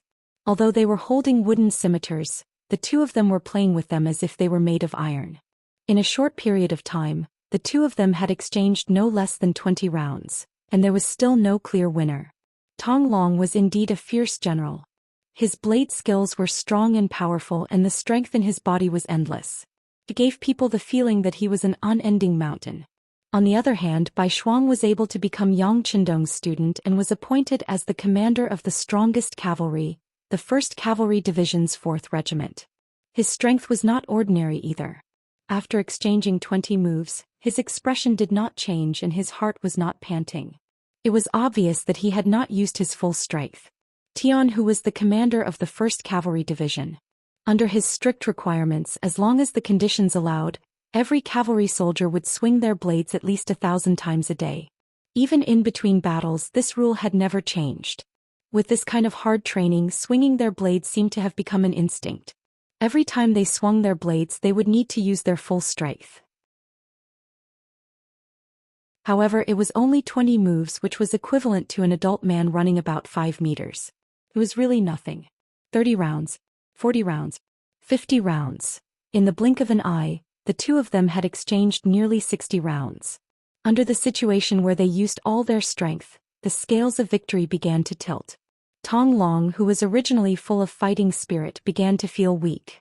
Although Tong Long also trained regularly, especially on horseback, the training time was not short. However, compared to Bai Shuang's training time, it was still a little short. The main difference was that they lacked a training atmosphere. For example, why did many outstanding soldiers' physical fitness begin to decline after they retired from the army? Even if they did not exercise when they returned home, why was it the same? Speaking of this, it had to be the environment, which was the element of atmosphere. When they were in the army, they had many comrades to accompany them. While they were chasing each other and could not slack off, training also became a kind of work and interest. However, when they were alone, it was completely different. Without a comparison, they might involuntarily want to rest for a while when they were tired. As time passed, naturally the gap between them would become bigger and bigger. It was precisely because Tong Long did not have such a good environment that he could match Bai Shuang in a short period of time. However, as time passed, the disadvantage became more and more obvious. This was especially so after 50 rounds when White Shuang used 2 swords. Under the continuous attacks, he could only defend himself and could not attack. When all the soldiers who were watching saw this, they could basically see the outcome of the battle. Some of the captives who had placed their hopes on General Tong Long had no choice but to lower their heads. Even the strongest person on their side was not a match for the other party. How could they fight this battle? Sure enough, it was as everyone expected. In the 65th round, Tong Long, who had been bitterly defending, finally revealed a flaw. Because his blade was not fast enough, the hole in his chest was wide open. Using this opportunity, Bai Shuang chopped down and hit him in the chest. If Bai Shuang had not held back, just this attack alone would not have taken his life, but at least a few of his ribs would have been broken. With a plop, Tong Long finally fell off his horse. When he fell to the ground, he was still panting heavily. It could be felt that the battle just now had exhausted him. Swoosh! A wooden blade accurately pressed 30 centimeters in front of Tong Long's throat. Then Bai Shuang's voice sounded, "You lost." "Yes, I lost. I am willing to repay my loss. I want to join your 5-star army. I don't know if that is possible." Tong Long did not have the dispirited appearance of a loser. On the contrary, although he was still panting heavily and his chest was heaving up and down, his eyes were shining brightly. Clearly, he felt that he had found the direction of his life. Seeing that Tong Long was not discouraged after being defeated, Bai Shuang chuckled and sheathed his saber. Of course, the 5-star army welcomes anyone with insight and ability to join. I think we will be comrades in the future. Bai Shuang had accepted Tong Long, and this made the other captives see hope as well. Immediately, there were many who wanted to join the 5-star army, and the seemingly dangerous competition ended with a unanimous decision. Because of this, the 5-star army had an additional 2,000 cavalrymen. Among them, there were at least 1,000 of them who were elites. What they lacked was the corresponding training. Once they understood how to cooperate in battle, there was no doubt that they would be a strong army. Just like that, Tong Long joined the 5-star army. He was even appointed as a company commander by Bai Shuang. He led 100 elite cavalrymen under him. This time he was the one who requested to return to the Jian province left guard. He wanted to perform meritorious deeds. A company commander was not enough to satisfy him. He wanted to take over the Jian province left guard and give it to Bugnam of Zhou as a gift. After seriously listening to his son's story, Tong Xing really did not know what to say at this moment. Although he had seen the problems of corruption in the Great Ming Dynasty and the bitter lives of the people, the Great Ming Dynasty was still the Great Ming Dynasty. They had a population of 60 million and an army of millions.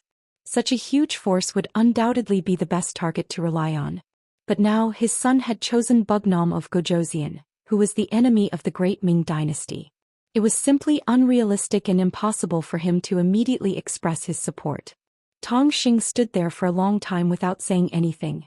Tong Long guessed his father's thoughts and knew that there were some things that needed to be said. This was because without his father's support, his plan could not be completed. He immediately said, "Father, you know about the Japanese Empire, right? Now he has completely submitted to Bugnam of Zhou. In the future there will be no Japanese Empire. There will only be the Japanese province. It will become a part of Bugnam of Zhou's territory." "Father, I'm afraid you still don't know. Bugnam of Zhou has already taken over Terran City. Among them, Commander Song Quan committed suicide, Commander Tongji Zhongqing was killed, and Commander Yi Ligong became a general in the 5-star army.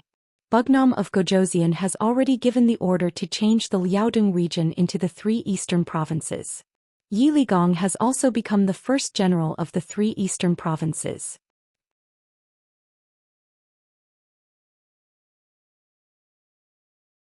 Chapter 1149. Right now Wunan King is leading his army towards us. Do you think that we can stop them with just our strength? If we don't make the right choice now, I'm afraid Song Quan and Zhongqing will be our examples, father. The information was like a huge wave hitting Tong Xing's heart, causing his expression to change again and again. First, it was because of the isolation of information. For the sake of the overall situation, it was difficult for unfavorable news to spread to the city. Secondly, in the social environment at that time, many things often took a long time to be known by everyone. Therefore Tong Xing had never heard of these things that his son said. After hearing this for the first time he was inexplicably shocked. What kind of people were the Japanese Empire? Perhaps the people in the hinterland of the Great Ming Dynasty didn't know much about them, but as the Jianzhou left guard in the Liaodong region, Tong Xing, who was in business, knew very well. When he was transporting goods he saw the Japanese Empire invading the border with his own eyes. He saw many Han people and Nuzanren die tragically in their hands. As for the strength of Song Quan and the others, he was even more clear. As the commander of the entire Liaodong region in name, Song Quan was still very prestigious among the people. But he didn't expect these people to be forced to commit suicide. Thinking about how it had only been 4 months since the 5-star army appeared here, how could he not be surprised? Just how powerful was the 5-star army? How could they attack a city in such a short period of time as if they were invincible? If such a powerful army really set their sights on the Jianzhou left guard, would they be able to hold on? As the saying goes, those who recognize the times are wise. To be able to rely on a pair of hands to fight from nothing to now, Tong Xing relied on the right choice. Now he had another chance to choose. His son was already an officer in the 5-star army. Although he was only a company commander and didn't have much power, it was still a start. At this time as a father, how could he go against his son? After listening to this, Tong Xing's mentality had undergone a huge change. What he didn't expect was that Tong Long's next words were like a heavy hammer that strengthened his conviction. Father, Captain Baishuang has already asked for instructions from Bugnam of Gojoseon and gave a detailed introduction of our family's situation. Bugnam of Gojoseon has promised that as long as the Tong family can successfully take over the Jianzhou left guard, we will be allowed to do business here in the future. Father, you have to know that the 5-star army sells rare goods. Once you purchase goods from them, you will definitely make a profit. This will only be beneficial to the future development of our Tong family. At that time, one of us will be in business while the other will be in the military. Wouldn't that be the best way to help each other? Father, why are you still hesitating? Please help your son. In a short period of time, Tong Long had revealed all of his trump cards. He even deliberately played with the banknotes worth 500,000 taels of silver in his hand. That was more money than Tong Xing's lifetime of hard work. Finally, Tong Long's expression changed several times before he nodded heavily and made a decision. Alright, since Bugnam of Gojoseon thinks so highly of us, son, father agrees to help you. Tell me, what do you need me to do? The father and son discussed together for more than 2 hours. Afterwards, Tong Xing stepped forward and invited all of the influential people in Jianzhou left guard city to the Tong residence. Not long after all of the influential people in the military, politics and business arrived at the Tong residence, they were all surrounded by hundreds of elite soldiers. On one side was a mountain of silver, on the other side was the consequence of shaking their heads and refusing. No one was stupid enough to not know what to choose. The Jianzhou left guard changed sides in this lifeless situation. After controlling the situation, Tong Long personally went out of the city to welcome Captain Baishuang and his 4,000 men. After the army entered the city, the Baiming army in the city quickly gave up resistance and became a member of the 5-star army. When the news spread and reached the military camp more than 200 miles away, Qin Dula, who was still discussing the plan with General Li Tong, was stunned on the spot. He did not expect such a big thing to happen just because he was not in the city. Naturally, Qin Dula was also glad. If he was not in the city, he would also be faced with a choice and might even lose his head. This is outrageous. Chindula angrily slammed his right fist on the desk in front of him. Even though his fist was bleeding, he did not care at all. General Li Tong's face was also full of shock and disbelief. He quickly reacted and asked in surprise, "General Chen, our army's rations seem to be in the city, right? Could it be?" "Ah." A howl came from the tent. If one listened carefully, it was Chindula's howl. Due to the urgency of the situation, Li Tong's army of 200,000 only brought a small amount of rations. Other than Baiming capital, who was working hard to prepare, the main logistics work was left to Chindula. For this reason, he ordered all the rations and extra weapons to be gathered in the Jianzhou left guard. Not only that, he also collected taxes from the merchants and civilians in advance. After all, in front of the 5-star army cavalry that liked to fight, there was no place safer than the Jianzhou left guard. It was just that no one had expected such a thing to happen so suddenly. Now all the rations were used by the 5-star army. It was a huge loss. Chindula reacted quickly after the howl. He reached out and grabbed Li Tong and said, "General Li, the rations and supplies are in the city. We have to get them back.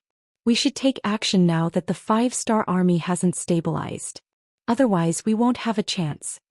Li Tong naturally knew the importance of the rations. If they couldn't get them back, his army of 200,000 would only have 5 days of rations. At that time, the morale of the army would be shaken even before Bugnam of Gojoseon did anything. "Okay, I'll immediately send troops to the Jianzhou left guard. No matter what, we have to get this city back." After an emergency meeting, Li Tong gave Chindula 30,000 soldiers and hurried to the Jianzhou left guard. Li Tong followed behind with the remaining 100,000 soldiers. No matter what, they had to get the Jianzhou left guard back. They also had to get the rations and supplies back in their hands. In the Jianzhou left guard city, Commander Bai Shuang sat at the head of the table. Looking at the situation in the city sent by his subordinates, he rubbed his forehead with a headache. Even Bai Shuang didn't expect that he would get so much rations and supplies just because he wanted to occupy the Jianzhou left guard city and find a safe place for his teacher who was about to arrive. This sudden turn of events made Bai Shuang's face flash with joy, but at the same time she became worried. He knew that the Baiming army wouldn't leave so many things in their hands. It was very likely that they had already received the news and sent troops here. "Come, quickly inform the division commanders and report the situation here. Commander Tong, please immediately summon all the surrendered Baiming army soldiers to the city. I want to talk to them. Elder Tong, I'll have to trouble you to do some logistics work. There is a lot of rations in the city. You can take as much as you want, but you must ensure that the soldiers have 3 meals a day. Is that okay?" Orders were given one after another. At this moment, Bai Shuang took on the role of a division commander. He changed from a horse attack to a battle of defending the city. Everything happened so suddenly, but he really had no choice. If he didn't have a choice, then so be it. At this moment, Bai Shuang's eyes were shining. Wasn't it what he had always wanted, to be able to command so many people to fight a battle of defending the city? He wanted to prove to everyone that as Yang Qindong's student he could not only kill the enemy immediately, but he could also be an excellent infantry soldier who defended the city even if he dismounted from his horse. The so-called "so many people" naturally didn't refer to how many people Bai Shuang had brought this time. It meant that there were many infantry soldiers in the Jianzhou left guard city. The Jianzhou left guard city belonged to the Guard Command Division and had 5,600 soldiers. This time only 600 soldiers followed the commander Qin out of the city. Excluding the 2,000 soldiers Tong Long had brought with him, there were still 3,000 infantry soldiers in the city. With 3,000 infantrymen, 2,000 men from Bai Shuang's 4 regiments, and 2,500 captives, they had a total of 8,000 soldiers. Furthermore, they were defending the city, so it wasn't necessarily impossible for them to fight. Furthermore, he didn't need to eliminate the enemy. As long as he waited for Division Commander Tian Hu to bring the main force of the division to reinforce them, all the problems would be easily solved. He had learned many things from Yang Qindong, and one of them was confidence. Using his teacher's words, confidence might not guarantee victory, but without confidence one would definitely lose. After arranging everything, Bai Shuang felt that it was about time. He led the 5-star army out of the residence and arrived at the city gates. There were already thousands of Baiming soldiers gathered here. They stood densely together and their faces were filled with confusion. They had already surrendered to the 5-star army. They didn't understand why they were gathered here so quickly. Considering that everyone's weapons had been confiscated, some people were worried. They were afraid that the 5-star army would suddenly turn hostile. If that was the case, then wouldn't they be at the mercy of others? As such, many people turned their gaze to General Tong Long, who was commanding the troops. From their point of view, he should be one of them so he wouldn't be too ruthless. Not long after, Bai Shuang led a group of elite cavalry and arrived at the city gates. He only took a quick glance before walking up the city gate tower. When he could see everything below, he stopped and raised his right hand. Following this action, the 3,000 Baiming army below the city gate tower became very quiet. Seeing that everyone was so obedient, a smile flashed across Bai Shuang's face. He then looked into the distance and saw that Tong Xing had already gathered many civilians to watch. On the other side, large pots had been set up, and pieces of delicious fatty meat were thrown into the pots.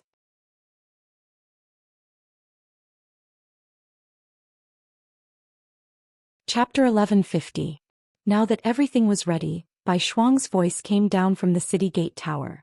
Soldiers, I've called everyone here today to tell you that the Jianzhou left guard is now under the control of the 5-star army, and you will soon become a member of the 5-star army. Our 5-star army belongs to Bugnam of Gozhou. Bugnam of Gozhou never mistreats his subordinates, so after asking for instructions, we've decided to give each soldier 5 taels of silver. The amount is the same, so please don't think it's too little. Alright, now everyone can line up to get the silver. Elder Tong, I'll have to trouble you. No problem, it's already prepared. Tong Xing, who already knew about Bai Shuang's plan, smiled. Then he gave an order and the wooden boxes placed there were opened. White light flashed and boxes of silver were placed in front of everyone. Wow, so much silver. Yes, I've never seen so much silver in my life. Shouts of surprise continued. When a large amount of silver was placed in front of them, the impact was still very strong. Alright everyone, don't just sigh. The silver is only real when it's in your hands. Now please line up and get the silver. Of course, I want to say that from the moment you receive the silver, you will be a glorious soldier of the 5-star army. If anyone is unwilling, you can leave now. I promise that no one will make things difficult for you. Bai Shuang seemed to be talking about a very ordinary matter. But these words were not the case in the ears of the soldiers. What a joke, who would refuse money? As for whether they were in the 5-star army or the Baiming army, what difference did it make? As long as they were given money and treated well, they would listen to them and work for them. Most of the soldiers of the Great Ming Dynasty were formed from military families. In other words, their fathers were military families and most of their sons would become soldiers when they grew up. This was originally set by the Great Ming Dynasty's Emperor Taizu because he was afraid that there would be no soldiers to recruit. Therefore, after a long period of habit, these people had already accepted the fact that they had to be paid as soldiers. As for whether or not they would go to war after becoming soldiers and who they would fight against, that was not something they could consider or choose. Usually, the soldiers of the Baiming army were only paid 2 taels of silver a month. Even so, there were times when they couldn't even get paid. Now that each person could receive 5 taels of silver in cash, no one would refuse such a good deal. Bai Shuang looked around and saw that none of the 3,000 people left on their own accord. They all obediently lined up to receive their silver. 3,000 people, 5 taels per person. That would be 15,000 taels of silver. This amount of money was really nothing to Bai Shuang. In his opinion, it was worth it to pay such a small price to defend the city. Even if his teacher knew about this matter, he would only praise him for being capable. There were a total of 10 teams and everything was over in less than an hour.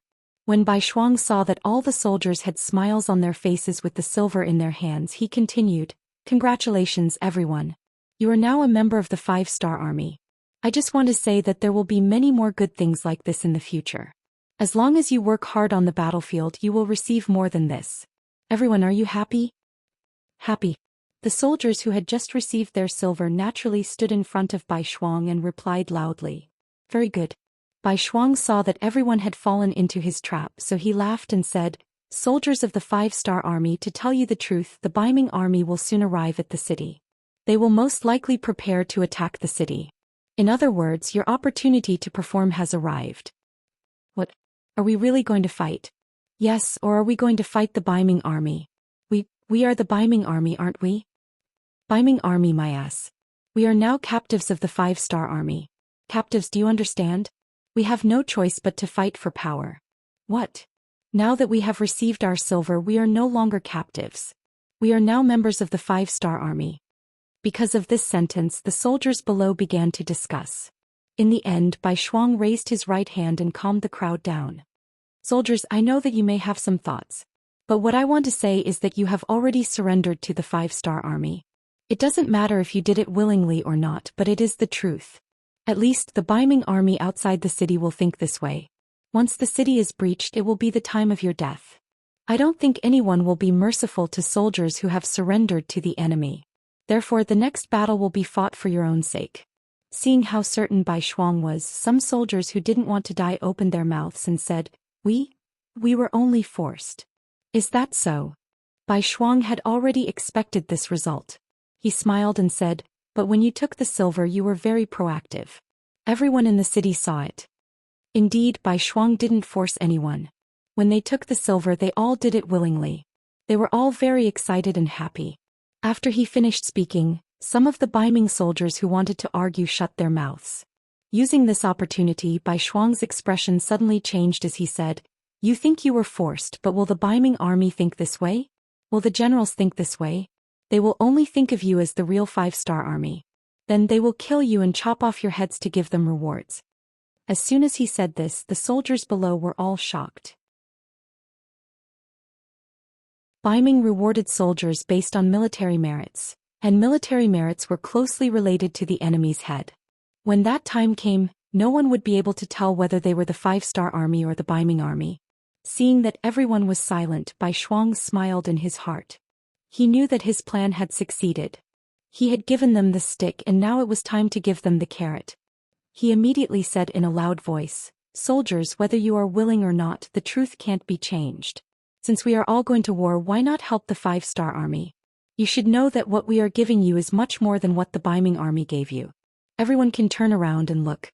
On your left, there is a burning cauldron. There is a lot of delicious food inside and everyone can eat until they are full. On your right, there are countless boxes that haven't been opened yet. There is an uncountable amount of silver inside. As long as you achieve military merits on the battlefield, you can immediately come and collect it. These are things that the Biming army can't give you. What is there to hesitate about? A person's life was nothing more than wearing clothes and eating food. Those who joined the military only wanted to live a better life and rely on their own efforts to obtain more glory. Now that Bai Shuang had given them all, there was nothing to worry about.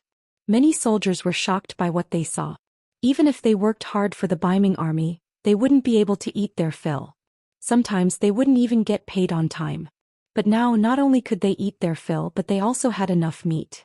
If they obtained military merits, they would be directly rewarded with silver. Under these conditions, it was very easy for them to make a choice. While most of the people were already tempted, there were still a small number of people who were hesitating. One of them shouted loudly in the crowd, General, how can you guarantee that we will be given money if we make military contributions? Bai Shuang didn't answer this question. With his status, it was useless to say anything. Thus he looked at Tong Long, who was already a company commander. I can answer this question. I can guarantee it on behalf of the Tong family. Tong Long spoke up in a timely manner. With his influence, no one doubted his words. Thus no one objected. Instead, everyone started arguing about who would be the first to defend the city. To be honest, everyone was afraid of death. But from the day they became soldiers, they no longer had a choice. All they wanted was to obtain the treatment they deserved after obtaining military merits. Now the opportunity was right in front of them. Bai Shuang also said that no matter who died in battle, the 5-star army would give their family 20 taels of silver. Based on this, why wouldn't they fight with their lives on the line? If they died, they could leave something for their family.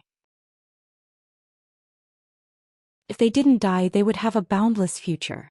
This was something they didn't even dare to think about in the past. The reason why Bai Shuang gave these soldiers 20 taels of silver was because many of them were Han people. If they were from other races, 10 taels of silver would be the most they could get. From this, it could be seen that in times of war, the most worthless thing was probably human life. The Jian province left guard was fully prepared. Under Bai Shuang's leadership, everything was carried out in an orderly manner. Kerosene, rolling wood, bows and arrows were all carried up the city gate tower. This was also thanks to Qin Dula's command department. Originally, these things were prepared to be used to deal with the 5-star army. Now Bai Shuang and the others had benefited from it. Outside the city, Qin Dula was quickly approaching with an army of 30,000. Obviously, this command department wanted to use the time difference to catch the Jian province left guard off guard and take back everything they had lost. However, when he arrived at the city gate tower and saw that the colorful 5-star flag had already been placed on the city gate tower, and his former soldiers were all ready for battle, he had a very bad feeling in his heart. The other party was already prepared. It was obviously impossible to launch a surprise attack. Qin Do had no choice but to take a step back and settle for the next best thing. He was prepared to persuade these soldiers who were originally loyal to him. If they were willing to pledge allegiance to him again, it would be very easy to take down the Jianzhou left guard by cooperating from the inside and outside. Riding a warhorse under the protection of a dozen bodyguards, Qin Dula arrived at the city gate tower. He raised his head and looked at his former soldiers standing majestically on the battlements. He shouted loudly, "Soldiers, I am Qin Dula. I am your commander. Now I order you to open the city gate."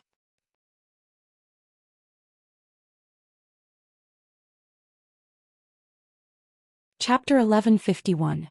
His voice was not soft, but he was met with silence. How could the Baiming army soldiers who had been convinced and successfully tempted by Bai Shuang betray him just because of a few words? What's wrong? Don't you understand what I'm saying? I've treated you well all these years. Hurry up and open the city gate. Otherwise, once I lead the army into the city, none of you will be spared. Even your families will be implicated. Is that what you want to see? Qin Dula saw that his order was ignored, so he angrily threatened them. Needless to say, this shout did have some effect. For the ordinary Baiming soldiers, Qin Dula had always been a superior existence. They had to carefully ponder the words of such a person. Although Bai Shuangshu had given them a lot of benefits, if the Jianzhou left guard was defeated, these benefits would be gone. This was something they didn't dare to think about. In a corner of the city gate tower, Bai Shuang was watching Qin Dula's act. When he saw that the other party was even threatening him, he could not help but coldly snort. Then he said to a soldier beside him, "Pass down the order. It's time to teach this commander a lesson." The order flag on the city gate tower was waved. Immediately, the west gate of the Jian province left guard was opened. When the thick and heavy city gate creaked, Qin Dula, who still wanted to continue his threats, immediately smiled. Can't we talk nicely? Why do I have to scare you? These soldiers are really despicable." After these words came out of his mouth, Qin Dula suddenly widened his eyes. Then, without any scruples, he turned around and fled. He had already seen that the people who came out of the city gate were not ordinary Baiming soldiers, but thousands of cavalrymen led by Tong Long. The Jian province left guard was easily taken down by the 5-star army because of Tong Long. Qin Dula already knew about this. Now that he saw this person riding out, how could he not know what was going to happen? Considering that this person had always been very brave, and even Qin Dula was no match for him in a one-on-one fight. If not now, when would he be able to escape? Just as Qin Dula turned to flee, so anxious that he didn't even notify his personal guards, Tong Long had already led his 25,000 cavalry out of the west gate. At this moment, Tong Long had already been appointed as a battalion commander by Bai Shuang, and the cavalry that originally belonged to him had been returned to him. This kind of trust and use made Tong Long shed tears of gratitude. He swore in his heart that he would definitely perform well. Therefore, at this moment he rushed out with all his might.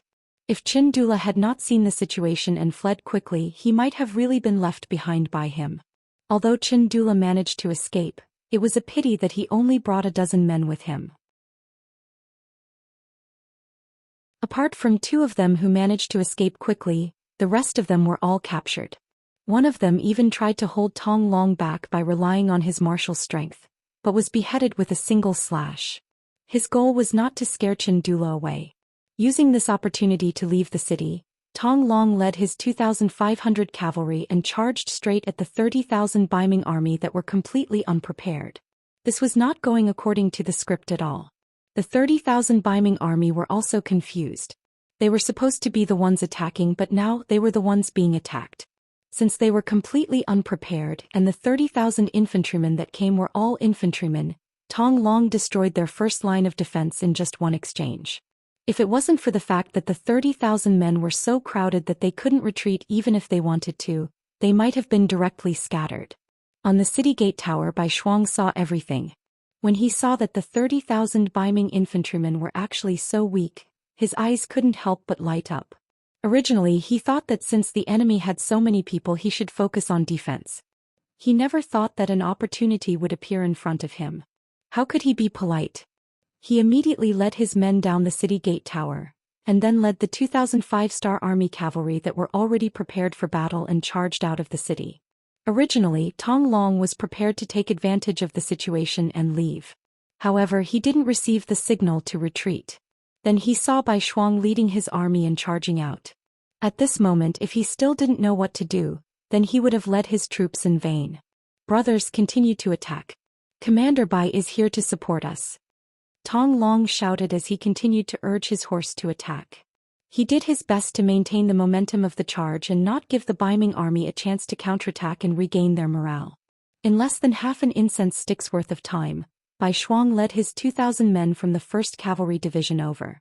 If Tong Long and his men's attack was like a light rain and a level 4 wind, then their appearance was like a rainstorm and a level 7 wind. They unsheathed their swords and slashed out more than 10 times in a short period of time. Especially with the help of the array formation at the tip of the arrows, they quickly pierced through the defense of the northern Ming army. When the second layer of the human wall was also broken down, and before the third layer of the human wall was completely built, they began to kill. Even though Yang Qindong had said before that if possible, they should try not to kill the Han soldiers. However, this was a matter of life and death and they couldn't care less.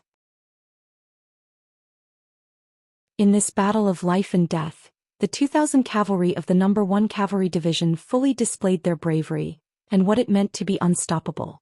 Under the storm-like attacks, the formation attacks were like arrows piercing through the air.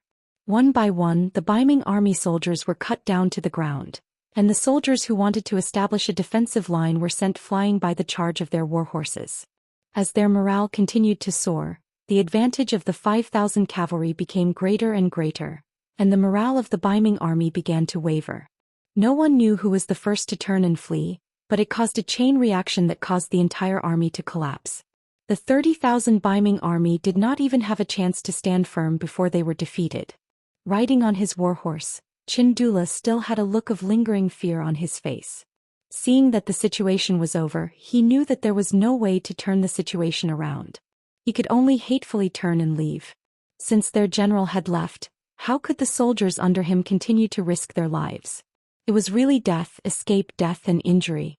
The 30,000 soldiers left behind a ground full of corpses and captives, and in the end, only 10,000 managed to escape. With 4,500 cavalry, not only had they defeated the 30,000 Baiming army, they had also killed 5,000 and captured 15,000. This kind of accomplishment caused the surrendered Baiming army soldiers to be dumbfounded. In the past they had been talking about how powerful the 5-star army was. This time they had really opened their eyes. The capture of captives and the cleaning of the battlefield continued until nighttime. Even so, it was still not completely cleaned up.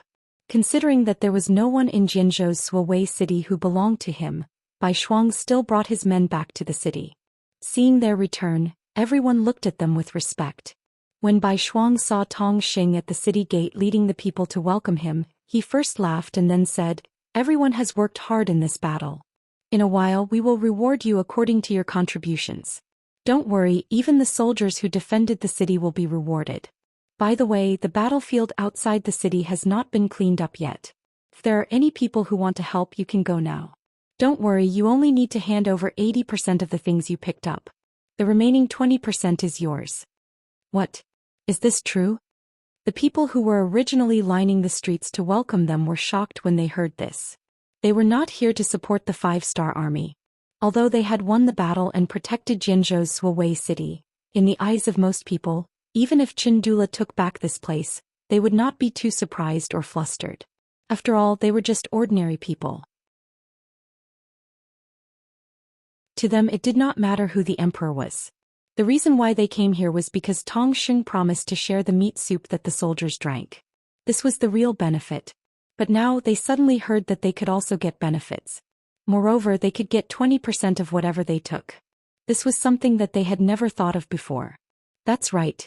Our 5-star army will definitely keep our word. I just want to remind everyone that the things you took must be handed over to the government. Once someone is found to have embezzled, it will be a crime. Then there will be a big problem. Other people can also supervise each other. If you find out, you can report it. As the informant, you can get 50% of the things as a reward. Bai Shuang used the set of rules that he saw when he was with Yang Chendong. Back then, when he asked the people to clean up the battlefield, he used this method. Although it could not completely eliminate embezzlement, more than 90% of the things could be retrieved. Of course, we will do such a good thing. Don't worry, with us here, we will definitely not let anyone take things home. That's right, such a good thing cannot be ruined because of 1 or 2 people. We have to be conscious and supervise each other. These words quickly attracted the support of the people. After that, there was no welcoming ceremony. Even though the sky was already dark, there were still many commoners who left the city with torches and ran towards the battlefield outside the city. There was a lot of wealth waiting for them there. If they could pick up some iron weapons, they would definitely be able to sell them to the 5-star army for a good price. When most of the people had left, Tong Xing came to Bai Shuang with a worried face. Commander Bai, are we really going to let the people help? Once they have money, will they listen to our orders?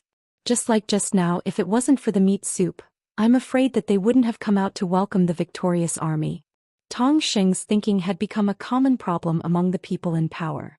They didn't want the people to be so poor that they couldn't even afford to eat, but they also didn't want them to be so rich that they wouldn't listen to their orders. But they didn't know that if a country really wanted to be rich and powerful, they had to learn how to hide their wealth from the people. As long as the people had money in their hands, they would protect their rights and interests from being violated. When faced with an invading enemy, they would do their best to protect them. It wouldn't be like now where no one cared about the outcome of the war.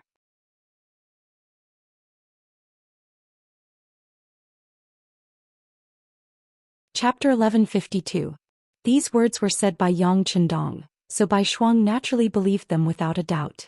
Now that he saw Tong Xing so anxious, he comforted him and said, "Don't worry, everything is under control. By the way, Elder Tong, thank you for helping to defend the city this time. I will definitely report your contribution. I'm sure Bugnom of Gojoseon won't mistreat you."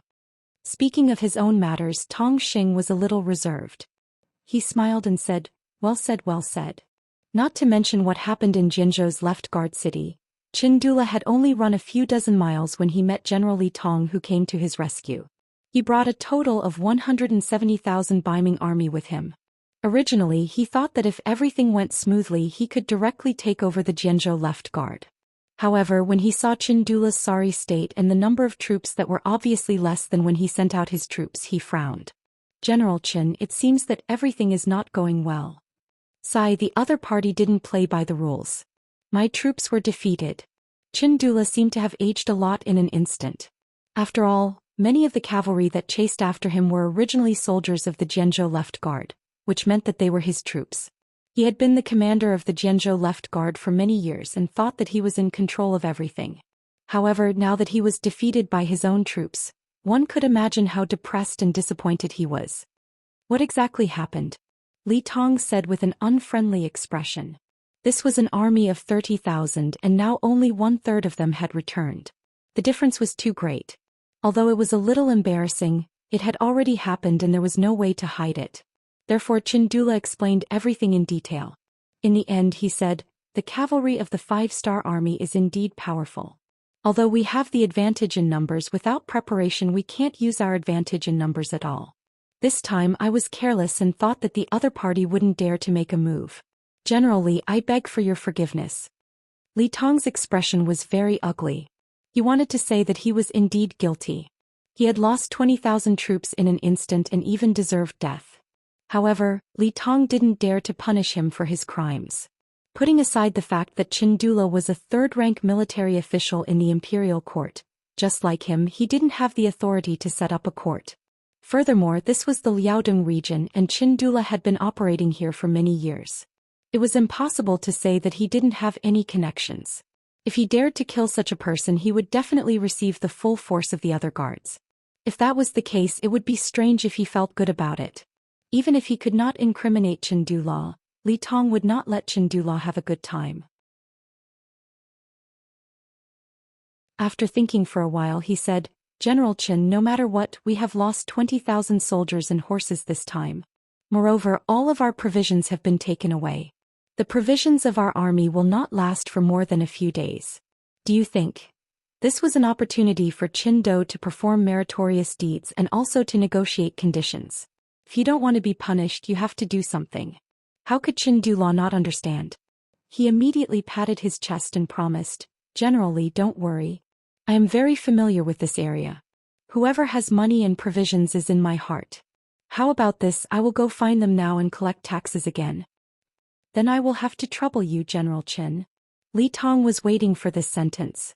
Only at this moment did his expression become better. The two of them immediately divided the work. They decided that tomorrow morning, Li Tong would lead his troops out of the Jian province left guard and try to take over the place.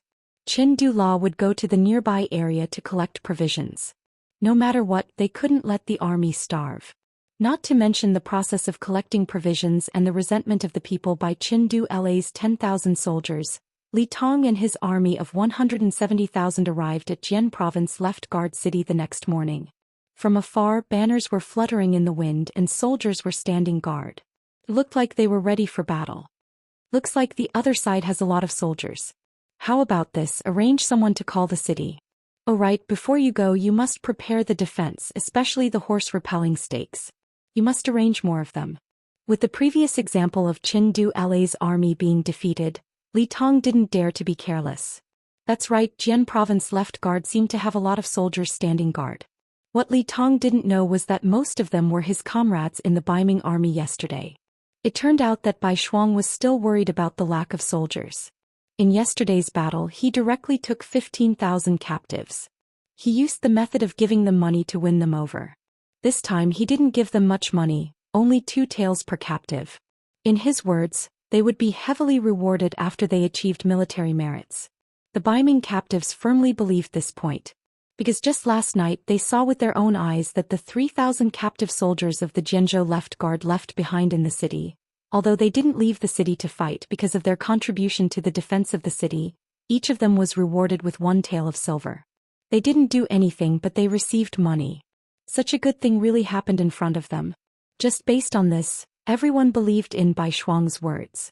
With the addition of these 15,000 captives, Bai Shuang was full of confidence. He was no longer thinking about how to defend the city, but how to cooperate with the 1st Cavalry Division's main force to destroy the Baiming army. The persuasion to surrender began. A Baiming emissary who was eloquent came to the city and shouted loudly. It was nothing more than that if they surrendered now they could live.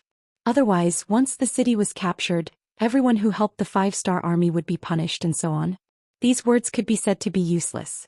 On the contrary, under this threat, it only made the captives rely on the 5-star army even more. Bai Shuang watched from the city gate tower without any intention of stopping. This gave the Baiming emissary even more confidence. He thought that Bai Shuang was really afraid. As a result, his threats became even more intense. When the soldiers on the city gate were about to get anxious, Bai Shuang saw that the time was right and ordered to shoot arrows. This scared away the Baiming emissary who came to persuade them to surrender. Since the persuasion failed, Li Tong had no choice but to start a siege. In order to show his military strength as much as possible, he prepared 4 echelons, each with 5,000 men. They would attack the city in turns. He wanted to let the 5-star army know how powerful he was and not give them any time to rest. In the end, he would win by exhausting them. Since ancient times, the side that attacked the city would always be at a disadvantage. After all, they had to charge into a dangerous area that was hundreds of meters away. They also had to brave the dangers of arrows, crossbows and kerosene to reach the city gate tower. With this advantage, Bai Shuang only arranged for 3,000 men to defend the city gate tower at once. He could already see that the other side wanted to fight a war of attrition. Since that was the case, he would play with them. The battle began in the afternoon. Using the ladders that had been prepared beforehand, the northern Ming army launched a frenzied attack on the city. Below the city walls were densely packed soldiers who were charging forward. They shouted loudly and continuously charged forward with swords in their left hand and shields in their right hand. Under the leadership of Bai Shuang, the 5-star army on the city gate tower counterattacked in an orderly manner. From afar they used bows and arrows.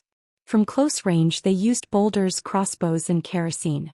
They fully displayed their advantage of being in a high position and repelled the enemy wave after wave. From afternoon to night, 2 groups of 5,000 men were defeated. Facing this result, Li Tong's expression didn't change. This was already within his expectations. However, no matter how much he had to pay, he didn't have any intention of stopping. Strictly speaking, this was his first battle since he came here. He couldn't afford to lose. Under Li Tong's command, even if the sky was completely dark, the attack didn't stop.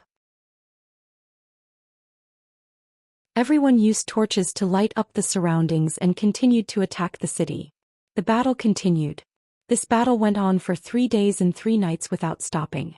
After 3 consecutive days of attacking the city, there were no victories. Bai Shuang, who was defending the city, lost more than 6,000 Baiming captives in 3 days and 3 nights. Among them, 4,000 were injured and couldn't participate in any battles for a while. On the side attacking the city, Li Tong's army suffered heavier losses. More than 30,000 men were killed or injured. Most of the soldiers were exhausted and their provisions were about to run out. On the 4th day, Chindula appeared with a large amount of provisions. These were all gathered from the nearby 30,000 guards and the Songhua River. Considering that he had already collected them once, he naturally encountered a lot of resistance when he collected them this time. In the end, he went from collecting to robbing. With the advantage of 10,000 soldiers, he really managed to get a lot. This could be considered to have completely solved the problem of provisions in the army. Looking at the piles of provisions and the stolen silver, which were like a small mountain, Li Tong finally breathed a sigh of relief. He looked at Chindula, whose eyes were bloodshot, and said, "General Chin, you've worked hard." Chindula smiled bitterly and said, "It doesn't matter if it's a little hard. However, this second collection will cause a lot of damage to the people nearby. I hope this battle will end soon and give them a chance to recuperate." "It definitely will," Li Tong said confidently. Then he ordered everyone to cook and prepare a full meal for everyone. Then they would work hard and strive to take down the Jian province left guard tomorrow. On the tower of the Jian province left guard, the siege was still ongoing.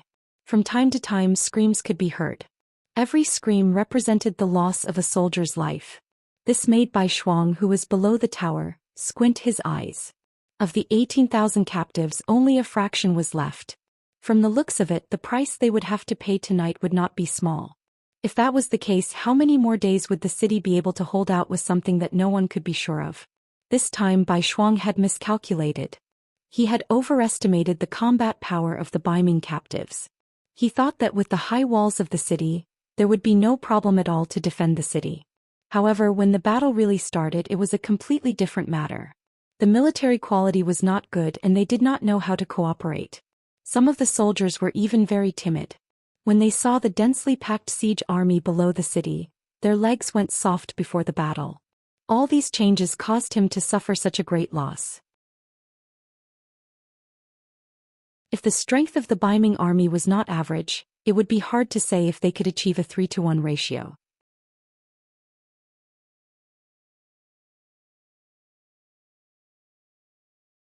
Chapter 1153.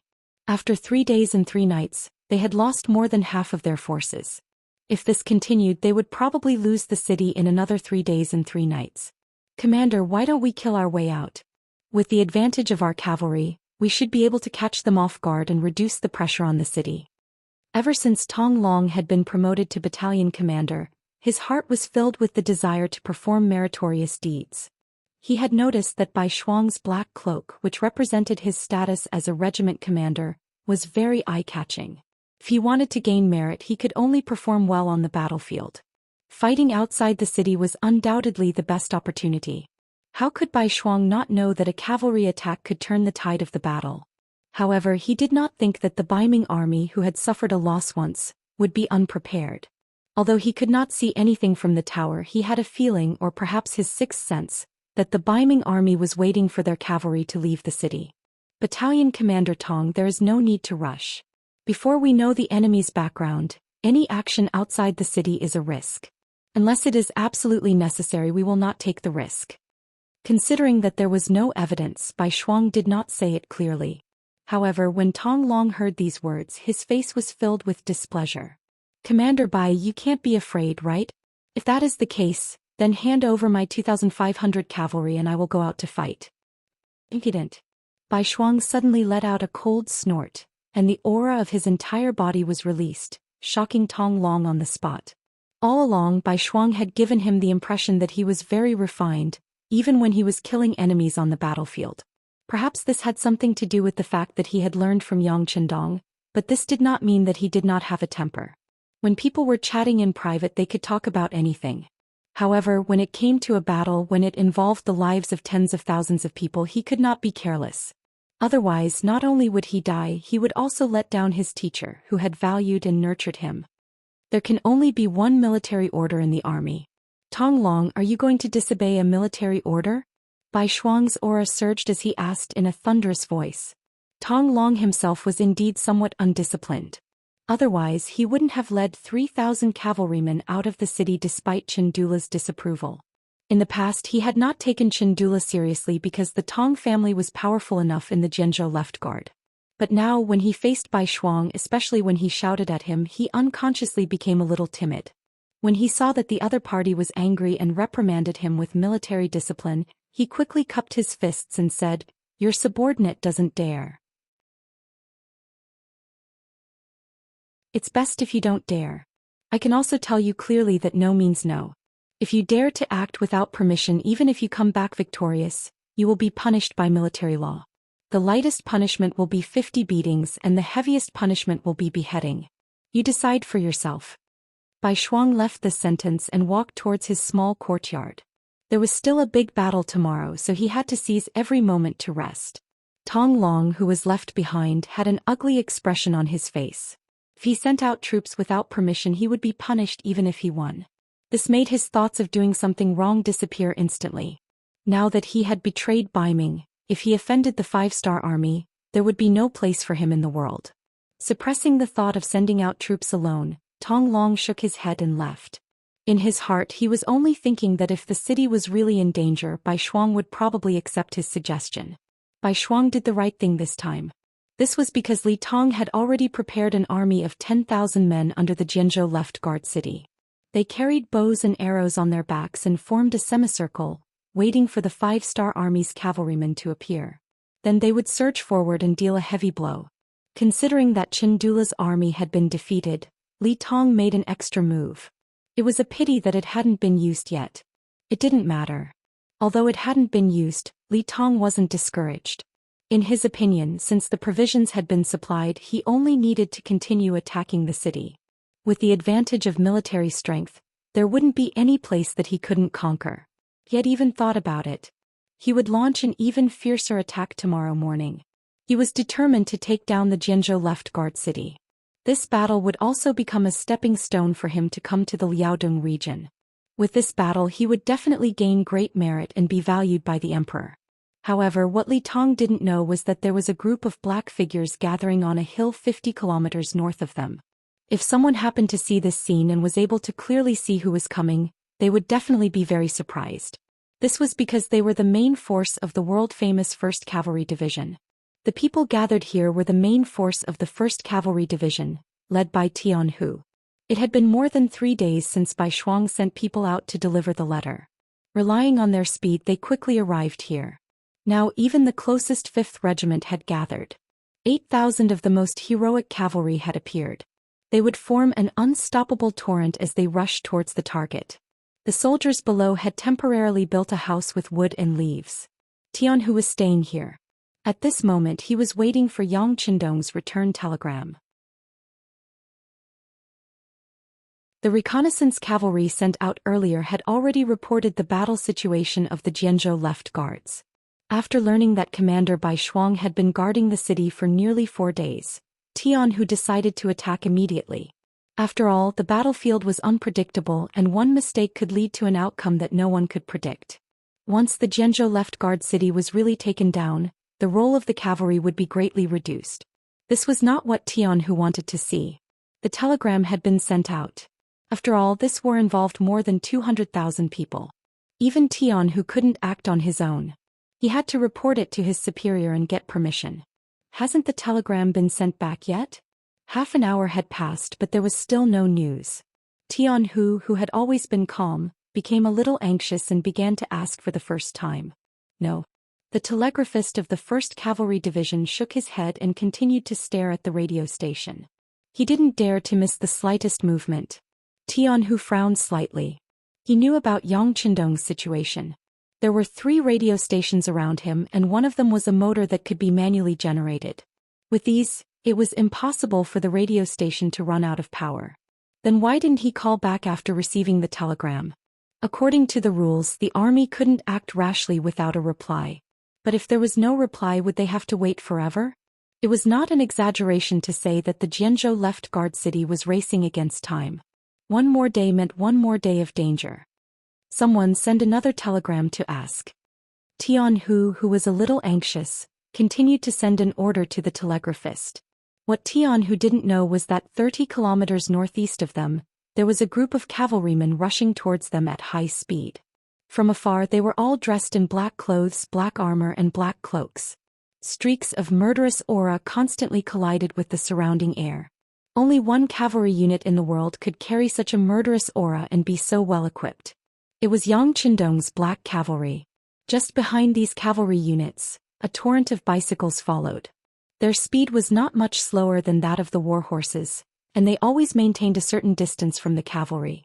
If one looked carefully, one would see that these bicyclists were all carrying long objects wrapped in black cloth behind them. What else could they be if they weren't spears?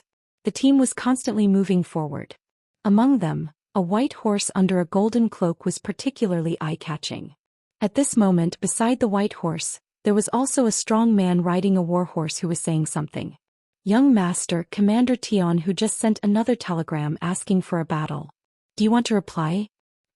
This Tian who is good at everything, but recently his murderous aura has been too strong. He needs to calm down. This time just treat it as a training. Don't worry about it, let's continue on our way. Yang Qindong, who was riding on the white dragon, laughed, then shook his head gently. Obviously he intended to polish Tianhu's temper. After all, he would be entrusted with greater responsibilities in the future. It would be bad if he couldn't keep calm when something happened. After talking about Tianhu, Yang Qindong looked at the dark scene around him and asked in a deep voice, Beta Persei, how far are we from Tianhu's division? Young Master, it's less than 30 miles away. We can arrive in half an hour. Beta Persei replied confidently. Being able to stay by Yang Qindong's side was indeed very impressive, but in reality the burden was also very heavy. Whether there was something or not, they had to understand it. Very good. Inform the team that there's no need to rush. Try to preserve the team's physical strength as much as possible. This time we'll test the strength of the 1st Cavalry Division. Yang Qindong smiled. The reason why he didn't reply to the telegram was because he wanted to test them. It was said that the 1st Cavalry Division was very powerful. This time Yang Qindong wanted to test it himself. The test stone was his own 1,000 Black Knights in the 4th Army Division. The 1,000 Black Knights had just been replenished. Needless to say, those who could join were naturally the strongest. It was not an exaggeration to say that they were the cream of the crop. Who knew how many people their loyalty was? Fortunately, the Chief of Security Yang Qindong had been doing this work. There were many candidates to be tested, so they could finish replenishing the Black Knights in such a short time. They took a boat from Crimson City all the way to Yang Qindong's side. However, such people also had a special characteristic. Perhaps they were indeed capable, but they always had a sense of arrogance. Yang Qindong wanted to use this opportunity to test their strength. At the same time, he wanted to warn them that although the Black Knights were strong, if they didn't work hard, they could be overtaken by others. The 4th Army Division was needless to say. Firearms had a natural advantage over cold weapons. In order to suppress the momentum of the 1st Cavalry Division, Yang Qindong specially allowed the 4th Army Division to participate and asked them to use empty shells.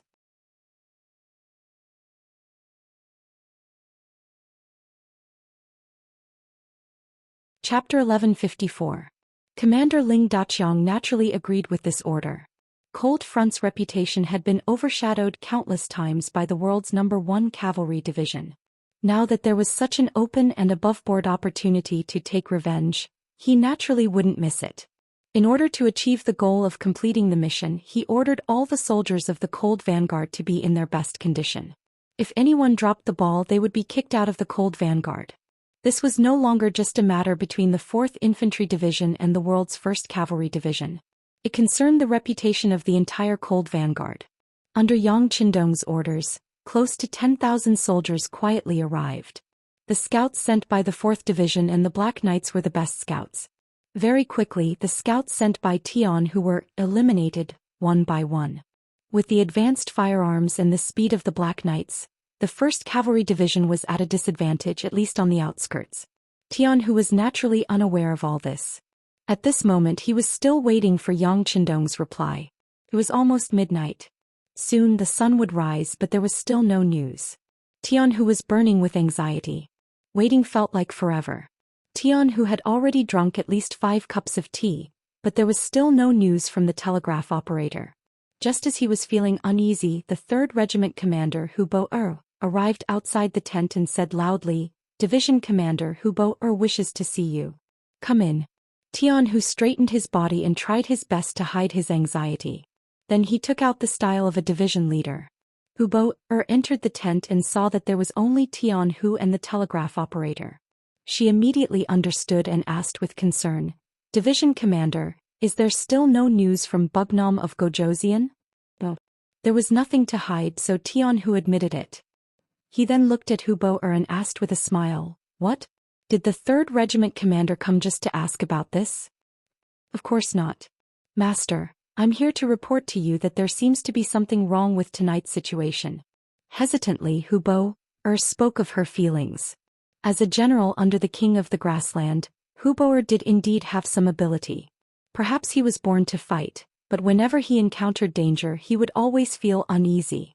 This feeling had been proven through countless battles, and it just so happened that tonight this feeling appeared again. Trusting her 6th sense, Hu Bo-er was no longer sleepy. She got out of her tent and found Lu Duo, the commander of the 2nd Regiment, who was in charge of guarding the perimeter. She asked him to ask the scouts if there was anything strange. After completing this task, Hu Bo-er couldn't sleep until she got the results. Seeing that Tian Hu still had some candlelight, she hurried over. "Wrong? What's wrong?" Tian Hu didn't react until he saw the solemn expression on Hu Bo-er's face. He suddenly stood up and said, "What's wrong? Are you saying that someone will try to harm us tonight?" "I don't know." Hu Bo-er shook her head. She didn't dare to make a decision on such an important matter. Instead, she hesitated for a moment before saying, "I think we should wait for news from Commander Lu." Tian Hu was usually a careful person. Otherwise, the 1st Cavalry Division wouldn't have achieved such great results under his leadership. However, he couldn't believe that someone would dare to target him. Was it that General Li Tong from Baiming? He should still be attacking the Jianzhou left guard right now. How could he have the time to cause trouble for him? Just as he was in disbelief, footsteps came from outside the door. Then Lu Duo said, "2nd Regiment Commander Lu Duo wants to see Master." "Come in." Tian Hu knew that Lu Duo must have brought some news. Moreover, from Lu Duo's somewhat anxious footsteps, Tian Hu faintly felt that something was wrong. Lu Duo quickly appeared in front of Tian Hu. As expected, his complexion was not good. He first nodded to the 3rd Captain Hu Bo-er who had reported to him. Then he looked at Tian Hu and said, "Division Master, I just sent someone to contact our scouts. There are more than 10 of them who have yet to contact us." "Which direction?" Tian Hu knew that for the safety of the army, they had to send out close to 100 cavalrymen every night. Now that there were more than 10 cavalrymen who couldn't be contacted, it was very likely that there was a problem in one direction. "Northeast," Lu Duo said in a doubtful tone. It was no wonder that he had such an attitude. The Northeast was already under the control of the 5-star army. There shouldn't be any problems there. Even Tian Hu was confused. "Northeast? How is that possible?" As he spoke, he walked over to the map. "Yes, that's the territory of the 5-star army.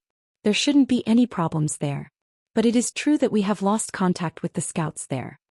Lu Duo was the person on duty tonight. He couldn't understand. Since we have lost contact, we have to be more vigilant. Hu Bo-er, who had been the first to report, was still very resolute. That's right. Tian Hu quickly recovered from his shock. He looked at Lu Duo and said, Regiment Commander Lu, immediately gather the soldiers. Whether or not there really is a problem, we can't take any chances. Understood. After receiving the order, Lu Duo nodded and agreed. He then turned around and went to carry it out. Even Hu Bei-er stepped forward. He wanted to prepare his 3rd regiment for battle as well. Not even 15 minutes after the 2 regimental commanders left, gunshots rang out from outside the camp. The attack on the 1st Cavalry Division had begun. When Tian Hu heard the gunshots, he walked out of the camp and looked towards the northeast in disbelief. How is that possible? They are really attacking us from behind. They even have a large number of firearms. Who are they? With a look of disbelief and doubt on his face, Tian Hu got on his horse and said to Taimur, Lu Duo, Hu Bo-er and Gong Feng, no matter who comes, we can't back down. It's nighttime now, the best time for our 1st Cavalry Division to fight at night. I want everyone to launch a counterattack. If there are too many enemies, retreat before daybreak and regroup with the Saha River Guards. Any questions? No. The 4 regimental commanders replied. Very good. Get ready for battle. Tian Hu said with a solemn expression. Although tonight's opponent had indeed caught him off guard, he was not afraid. On the contrary, he wanted to see what kind of army dared to have designs on the world's #1 Cavalry Division. A division commander and 4 regimental commanders were about to issue orders to lead the cavalry to launch a counterattack under the cover of the night. However, before they could do anything, a cavalry warrior had already arrived in front of them. Division Commander Wunan Wang is here. Prepare for what? Tian Hu was stunned. He thought he had heard wrongly. Division Commander Bugnam of Gojoseon is here. He is personally leading the Black Knights towards us. They are less than 2 miles away. The soldier saw that Tian Hu was still in a daze and repeated himself. This time Tian Hu heard everything clearly. Then when he thought of the sneak attack, he came up with an idea. However, this was not the time to think about this. After looking at the faces of the 4 regimental commanders, he said, Let's go. Let's welcome Bugnam of Gojoseon together. Tian Hu and the others had only walked a few hundred meters when Yang Qindong appeared in front of them with a group of black knights in black clothes, black armor and black cloaks. Tian Hu and the others immediately dismounted and knelt down to pay their respects. They shouted, Greetings to Bugnam of Gojoseon. Haha, sorry to disturb you in the middle of the night. You have worked hard. Bugnam of Gojoseon casually waved his hand and motioned for everyone to get up. The meaning behind this sentence made Tian Hu raise his head again. Teacher, were you the one who arranged the sneak attack tonight? Not bad. You reacted quickly. In fact, your performance was not bad. You were able to gather the troops so quickly. This made the feast that I prepared for you unable to come true. While saying these words, Yang Qindong laughed heartily. Obviously, he was quite satisfied with this result. Yang Qindong was not angry. Tian Hu's heart was at ease. Then he thought of something and said, Teacher, do we have any other problems? There's a problem. At this moment, Yang Qindong's expression became more serious. As I said before, even cavalry scouts need to have 2 groups, one in the open and one in the dark. When necessary, there needs to be a 3rd group to observe everything in the dark. However, you obviously did not do that this time. You only arranged for 1 group of cavalry to be in charge of guarding. This is not good. War is not child's play. Even if the northeast is your rear, you still have to act according to military discipline. By the way, who is in charge of guarding tonight? Bugnam of Gojoseon. It's your subordinate. The 2nd Regiment Commander, Lu Duo, walked out with a red face. Regiment Commander Lu, you bear a lot of responsibility for tonight's incident. In order to show military discipline, I will deduct half a year of your salary. Do you have any objections? By the way, you have the same leadership responsibility as your division commander. Half a year of your salary will also be deducted. Yang Qindong said in an unquestionable tone. Although the 1st Cavalry Division had already done a good job after all, no one would have thought that there would be a problem in their rear. However, whether or not they had thought of it, a loophole was a loophole. Sometimes a small loophole could put an army in danger. Because of this, Yang Qindong wanted to punish them. Moreover, it would not be too heavy as a warning. Your subordinate accepts the punishment. It was only half a year of salary. The symbolic meaning was more important than the actual meaning. Tianhu and Lu Duo admitted their mistakes.